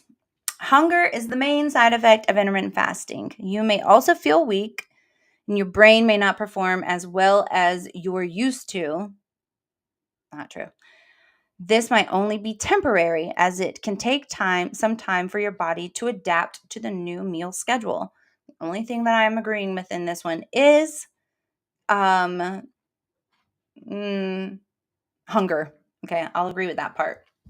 So you might think, this is the part where I talk about when you're coming to me as a client and I say, okay, I'm not going to change anything about the way that you're eating, but what we're going to start on is talk to me about your relationship with food. Talk to me about what is it that you do in your day. Are you eating at work because you're actually hungry?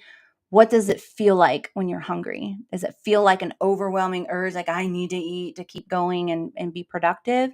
Or are you more like, I just need to put something in my mouth because I'm bored with what I'm doing and I need to just like have something, get that natural high, that high that you get, that dopamine shot of dopamine, the serotonin that was released that gives you that 15-minute high. That's the part that we're addicted to, right?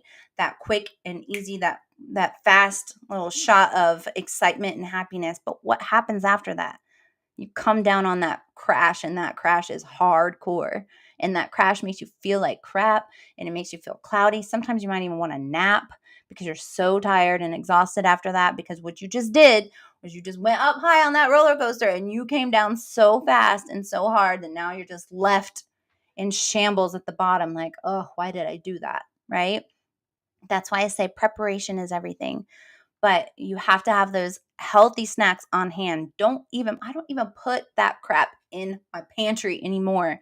From a recovering foodaholic, I don't even put it in my pantry because it's not worth it to be there. I don't want my kids eating it. My husband's been down that road and again. And if it's there, it's easy to grab. But if it's not there, it's not easy to grab. And if the healthy foods that you have available for yourself to snack on is not what you want, guess what? You might just be like, ugh, I don't want anything. I'm done. And I'll just have some water, lemon water, or an apple cider vinegar cocktail and be done with it and call it a day. Not call it a day, but like, you know what I'm saying? Like the moment's passed. You just got to get past that moment. But what I ask of my clients is pay attention to your feelings, your emotions, your body. Make that mental connection between your emotions, your mind, your emotions, and your body. Your mind, emotions, and body. Connect all of the things. Pay attention to when you're hungry in your day and think, am I actually hungry or no? Can I go a little bit longer? Maybe. Yeah. I mean, even still, it's 3:40. I haven't not eaten for the day.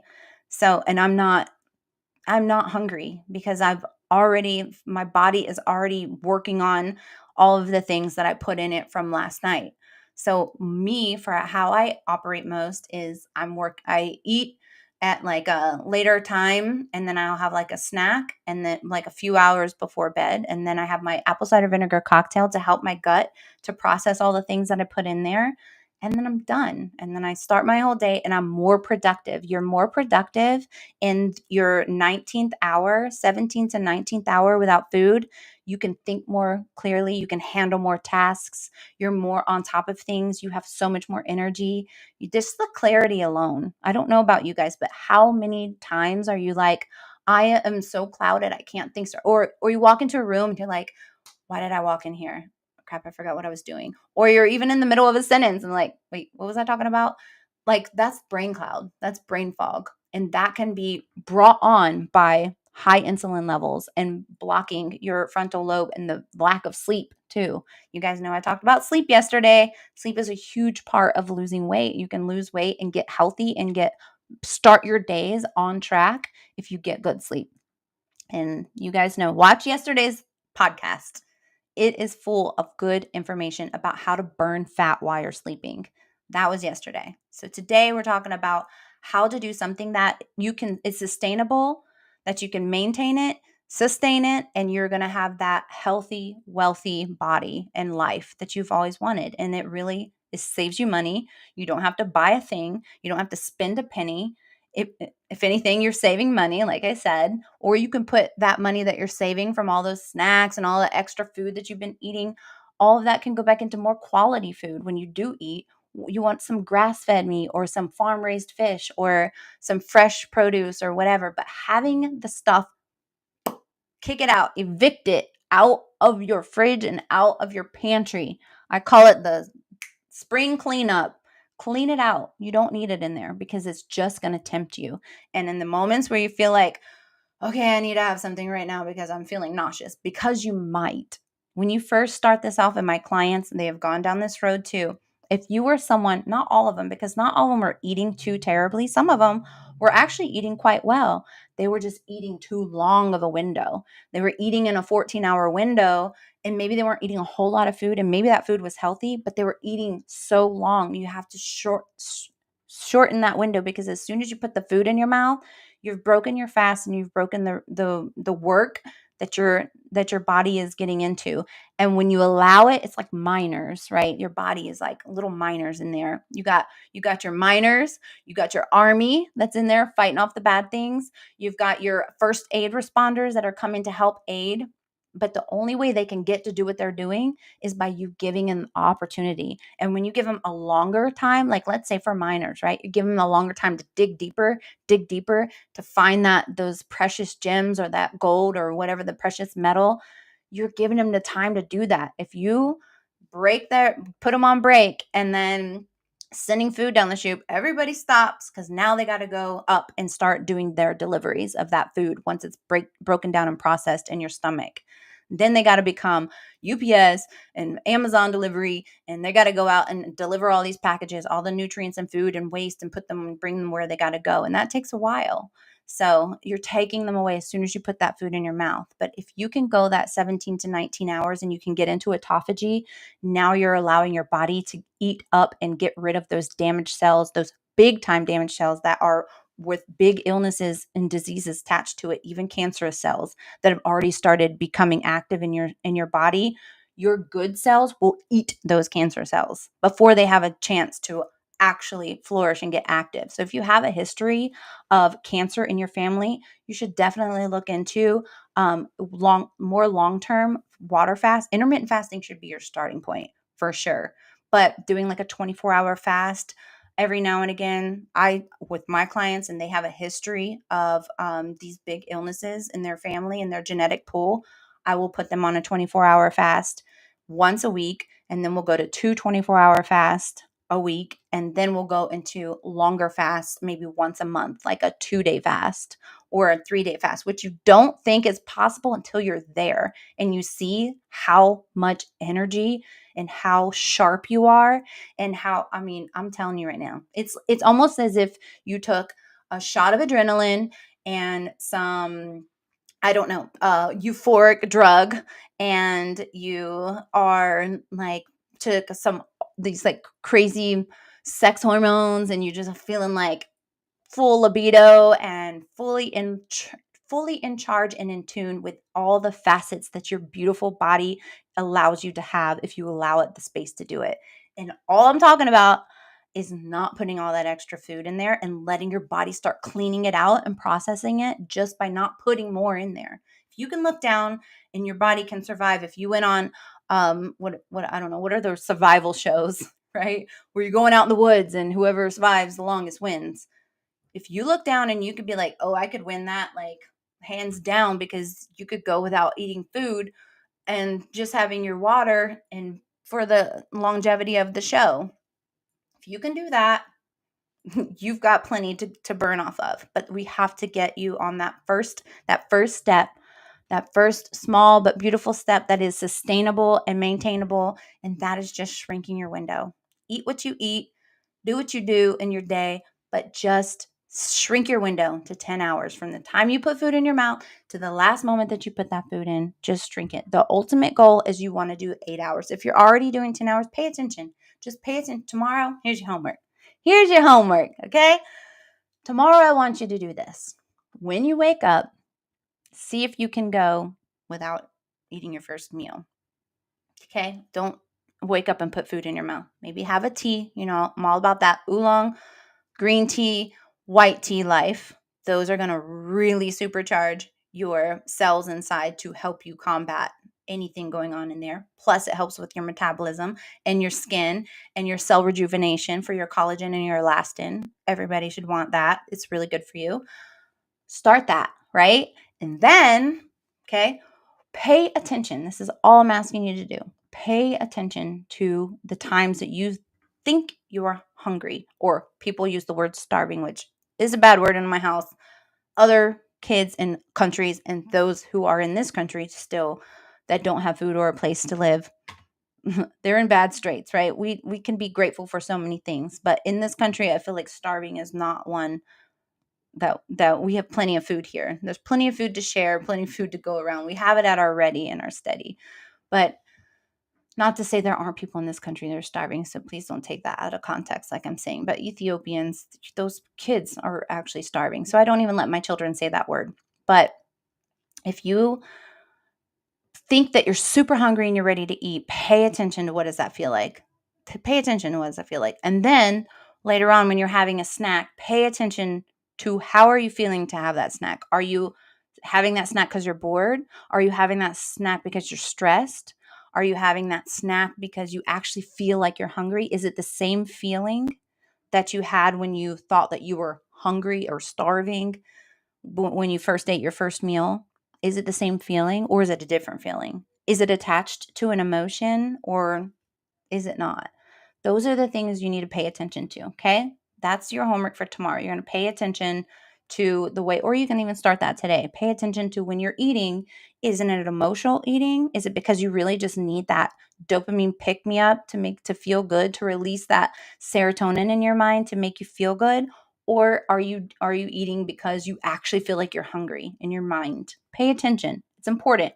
There's a reason why. So pay attention to those steps, right?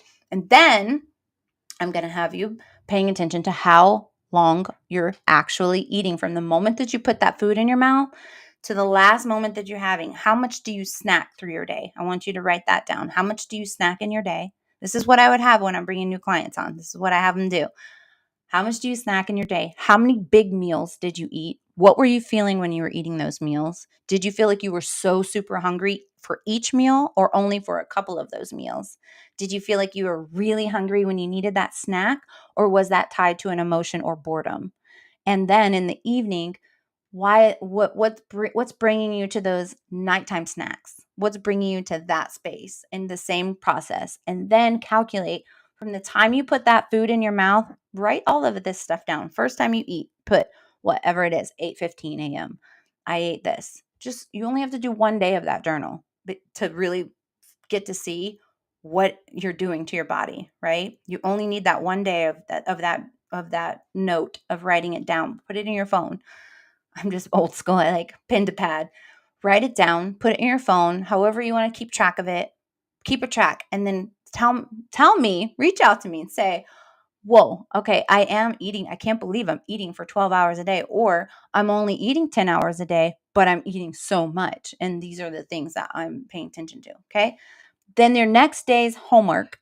Okay. After you do all that, right, for that day, you're paying attention. Just business as usual for that day. All you're doing is writing it down this time, which you're probably not used to doing. So you write it down. First thing you ate, when you had a snack, how are you feeling? When you woke up, or whatever your first meal, why did you have that first meal? How were you feeling? When you had that snack, why did you have that snack? How are you feeling? What was the snack? Okay? Who, what, when, where, why? That's what. What did you eat? Why did you eat it? And what was the feeling behind it? That's what I want to know between all of those times, right? Between all for your whole day. You might be like, holy cow, I can't believe I'm about to put another insert of something else I'm eating. It's going to bring real value to you in your life, because you're really going to start to look inward and focus on the things that you probably haven't focused on, maybe not even ever, of writing it down. Then, okay, that's your first day, just a whole overview. And then the next day, okay, I want you, if you looked at that night before you go to bed, look at that. Look at that schedule and see, what can you cross off that list? Okay. This is the night before. Hold on. We're not to the next day yet.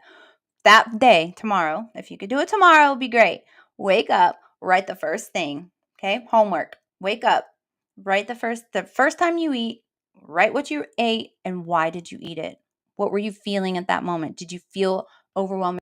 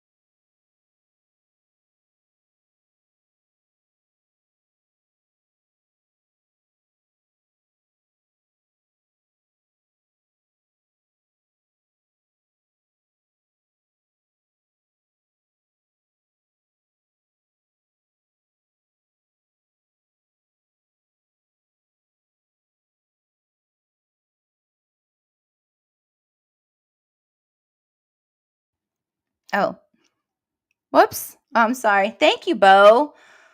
I don't know how that has been good the whole episode. Thank you. Aw, and I just saw your thank you, Bo, for saying that sweet thing. I really appreciate it. Thank you so much. I will. I'll check your message later. So did you hear the part? I don't know where it went off now. Oh no, it's giving you homework. Not that you really want homework, but maybe you do want this homework. So, making your list in your day, writing down everything that you have eaten, why you're eating it. Did you actually feel hungry, or was it attached to an emotion? Like, let's say, let me give you an example. Okay.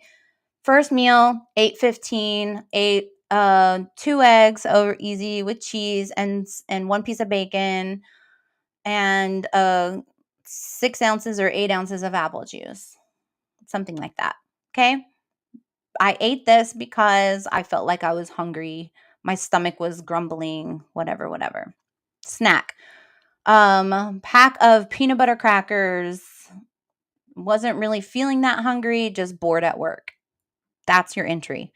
Next thing, another snack. Waiting to leave for work and still bored, maybe a little hungry, that kind of thing. The next thing, eating dinner, stopping by McDonald's, having a Big Mac and so extra large, got the Coke and this and that. Writing about why are you having that? Is it because you're feeling super hungry? And then after that, I want to know, how did you feel after you ate that? How did you feel? Next thing you might be saying, gonna watch a movie, wanted a snack, not really feeling hungry, just wanted something to sit down and watch my movie with. Once you start looking over those things, okay, do this for your whole day. Then I want you to put the times next to it when you're eating these foods. Calculate from the time you put the food in your mouth to the last bit of food that you put in your mouth. Calculate how many hours that is, right? And that evening, I want you to look at, what can you cross off your list? What can you cross off for the next day? What can come off that list that you're not going to make sure it's in a work hour? You need to make it in a work day, because that's when your work, that's when it's going to be more prevalent to you, because your work day is going to be different than your weekend.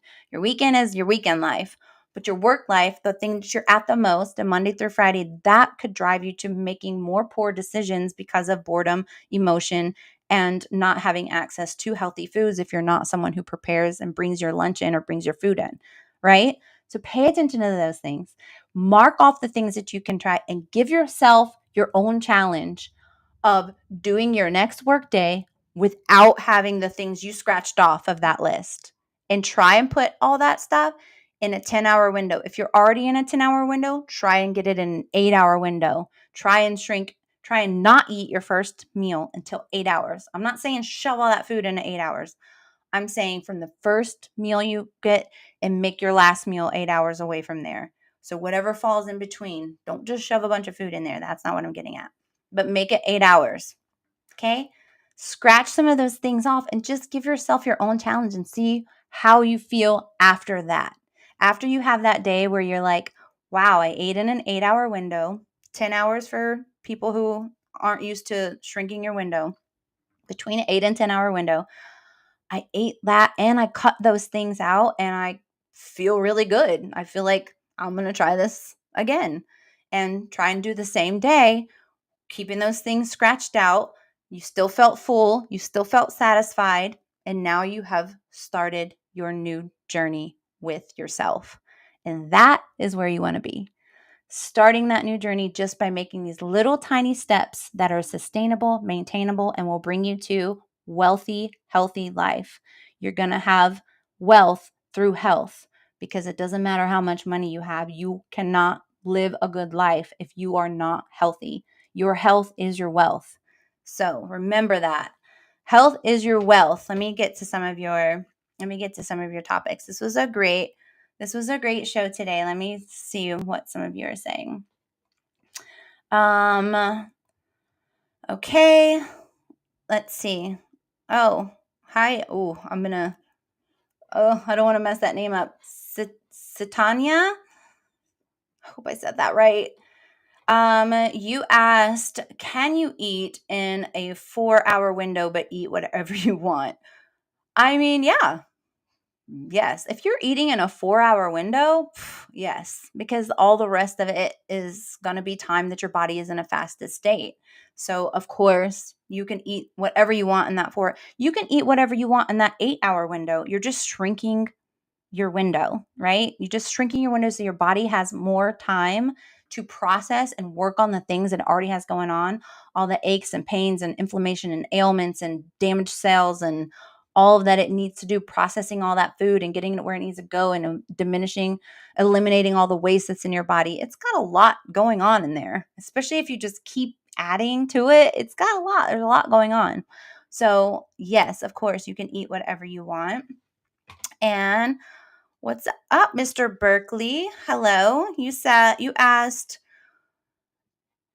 what is this? Can you get into autophagy? Can you get into autophagy? You didn't finish the sentence. Can you get into autophagy?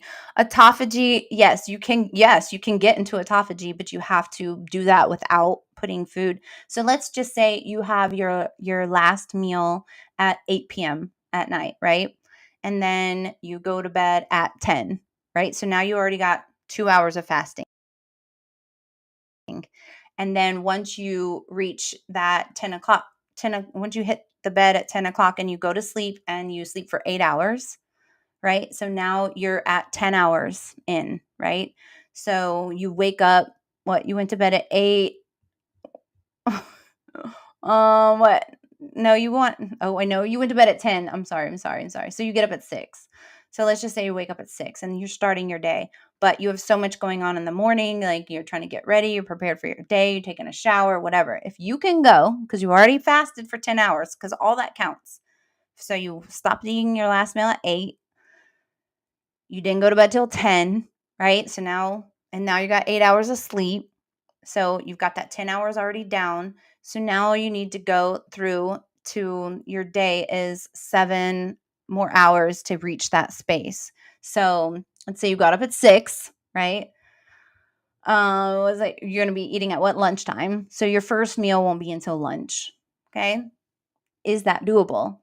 Then you're reaching autophagy. And when you hit it, you will know if you've already done that homework that I already talked to you about, learning to pay attention, connecting to mind, body, spirit, and thinking about more about when you're eating the food. What kind of food are you eating? Why did you go to eat that food? Did you feel actually really hungry, or was it out of boredom, or was it out of emotion? Were you stressed at the moment? Those types of things. Paying attention and becoming aware, creating awareness now of when you're eating, what you're eating, how it made you feel. Just the one day. All you need to do is track that one day for it to be visual. Sometimes you really need to see and you really need to focus on, because you just kind of move through your day and do things without even thinking a lot of times. So when you do this process, I've noticed for my clients, it really helps to gain perspective on self, like self-awareness of when they're eating and how much of their eating is emotional. When they actually start to write it down, like they realize, wow, I only wrote down twice when I was actually really hungry. The other time seemed to be emotional eating. So that's a big eye opener, right? Because now you're like, okay, well, I need to get my emotions in check. And no, I don't need to eat that because it's just making me feel worse at the end once you come down off that serotonin, that dopamine rush. So now you're starting to become aware of it. And now when you have knowledge, you have power, right? So now you have knowledge of who you are, how you navigate, why are you eating these foods, and then how it makes you feel, and then how it makes it feel when you have scratched those things off. Like, okay, well, I'm taking all those things out that I didn't eat, that where I said I wasn't eating, I wasn't really hungry, but I was still eating. Let me scratch all those out.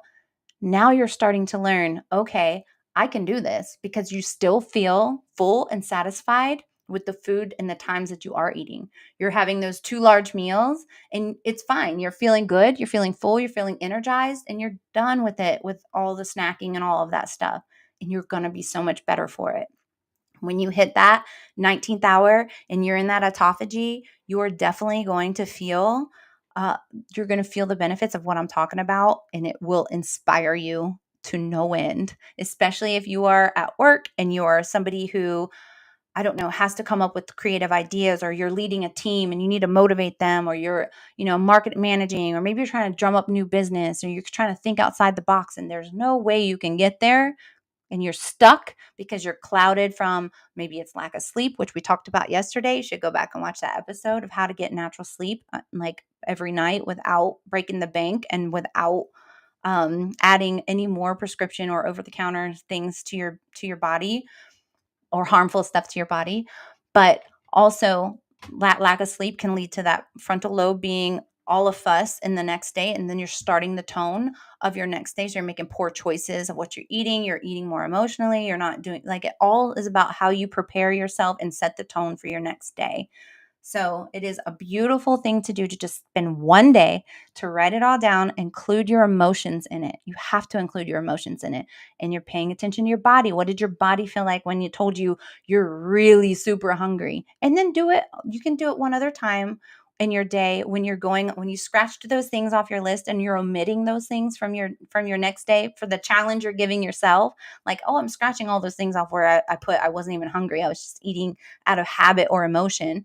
Scratching those things out and then navigating your next work day like that.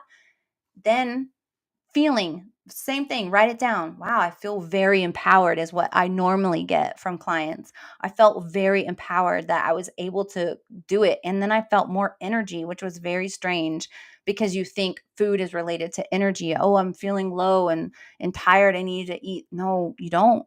You don't. Unless you are anemic. If any of my clients are anemic, then I say, yes, grab a piece of fresh fruit with some fiber in it is going to be the best thing for you, but not just grabbing a bag of chips or whatever. That is not going to benefit your day. It's not. It just won't. So as a nutritionist, I'm telling you, this is not.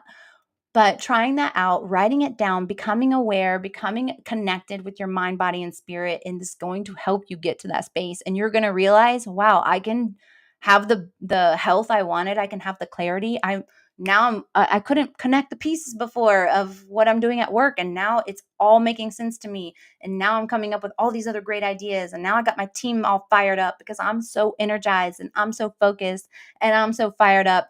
And wow, my relationship's better because now I'm feeling more in the mood. My libido is heightened and I'm just feeling on cloud nine. And all of that is because you took the time to put some self-care into yourself and cutting out and paying attention to why you're eating the things you are, and just omitting the things that you don't need, and just living a better, healthier life without spending a freaking penny. Without spending a penny, you just saving money on all those snacks. And I'm telling you, you're going to live the best life. I do have to go. I do see a couple other comments, but I can't read them because they went into the vortex. So if you're not here to rewrite them, please email me and I will talk to you about any questions that you have behind the layers podcast at gmail.com. I'm happy to answer. And remember, I'm starting a whole bodywork series over on Instagram and Facebook at Kara Chris TV for my subscribers. And also I'm going to try and do that on TikTok here. But yeah, it will be over on Instagram and it'd be over on, I'm going to let you screenshot this, safety and side effects, before we go. But it will be over on Instagram and Facebook for sure at Kara Chris TV. And also, okay, you guys got your screenshot in? Because I'm going to take this off the screen. Okay.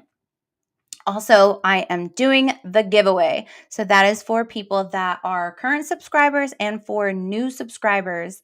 Just make sure you put in raffle. If you're a new subscriber, you're just going to type in raffle.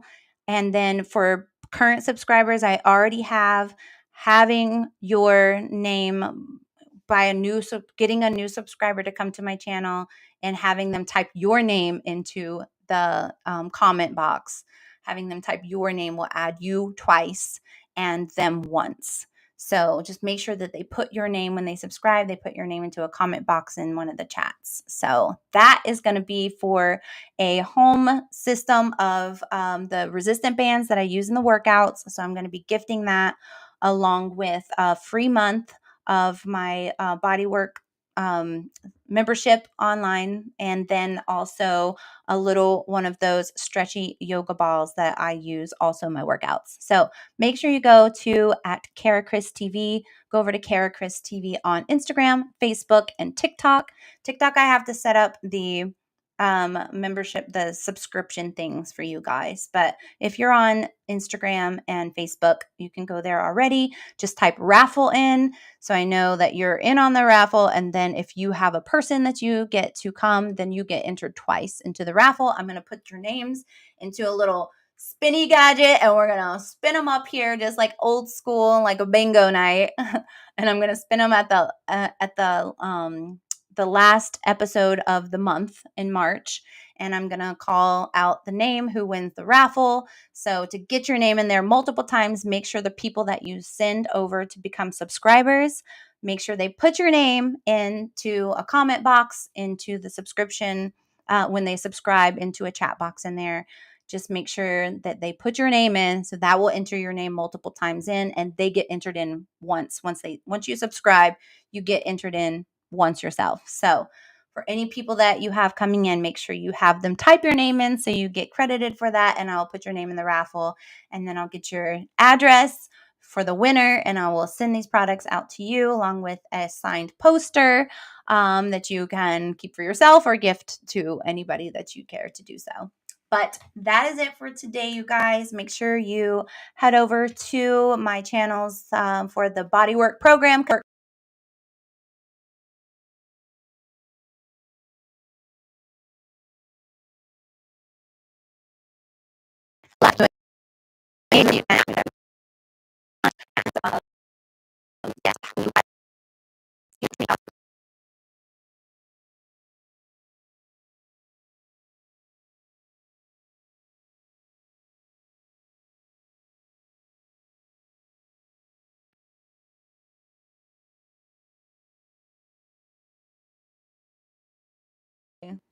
At least this just happened right now at the end of the podcast, right? How do you live your best life from the inside out? Thank you guys so much for joining me. I will see you here tomorrow at 2 o'clock. And yeah, we have another great subject every time. We're uncovering, peeling back layers behind layers, and good, the bad, and the ugly, and health, beauty, and wellness industries. My name is Kara Christensen, and I hope to see you guys tomorrow. Have a wonderful, blessed rest of your day. And don't forget, you have homework tomorrow. Writing down and getting that connection, and writing down every meal, your emotion, all the things that we had just talked about, from the moment you put food in your mouth to the last moment that you put food in your mouth. And if you missed this episode and you want to know what that homework is and how to get on started on your journey for free, and it's all about just what you have to do, a little homework for yourself tomorrow, make sure you back and watch this. I think just re-airs on Instagram, Facebook, X. I don't think it does it on TikTok. So sorry about that, you guys. But if you want to know what that homework is and how to get on your best path tomorrow, go and rewatch this evening. If it doesn't air, I'll make sure to clip this and repost it. Just the homework for getting to living your best life from the inside out without spending a penny. It's just your devotion and your time. So I do hope that you guys do that. I'm so excited for your journey. I want 2025 to be your year of success. So thank you so much for being here. Thank you so much for helping me out, Bo. I really do appreciate it. You're the best. I appreciate you guys, everyone that showed up. Thank you guys, everybody that submitted some content today. I really do appreciate you guys from the bottom of my heart, truly. I'm sending you all love and blessings. Until tomorrow.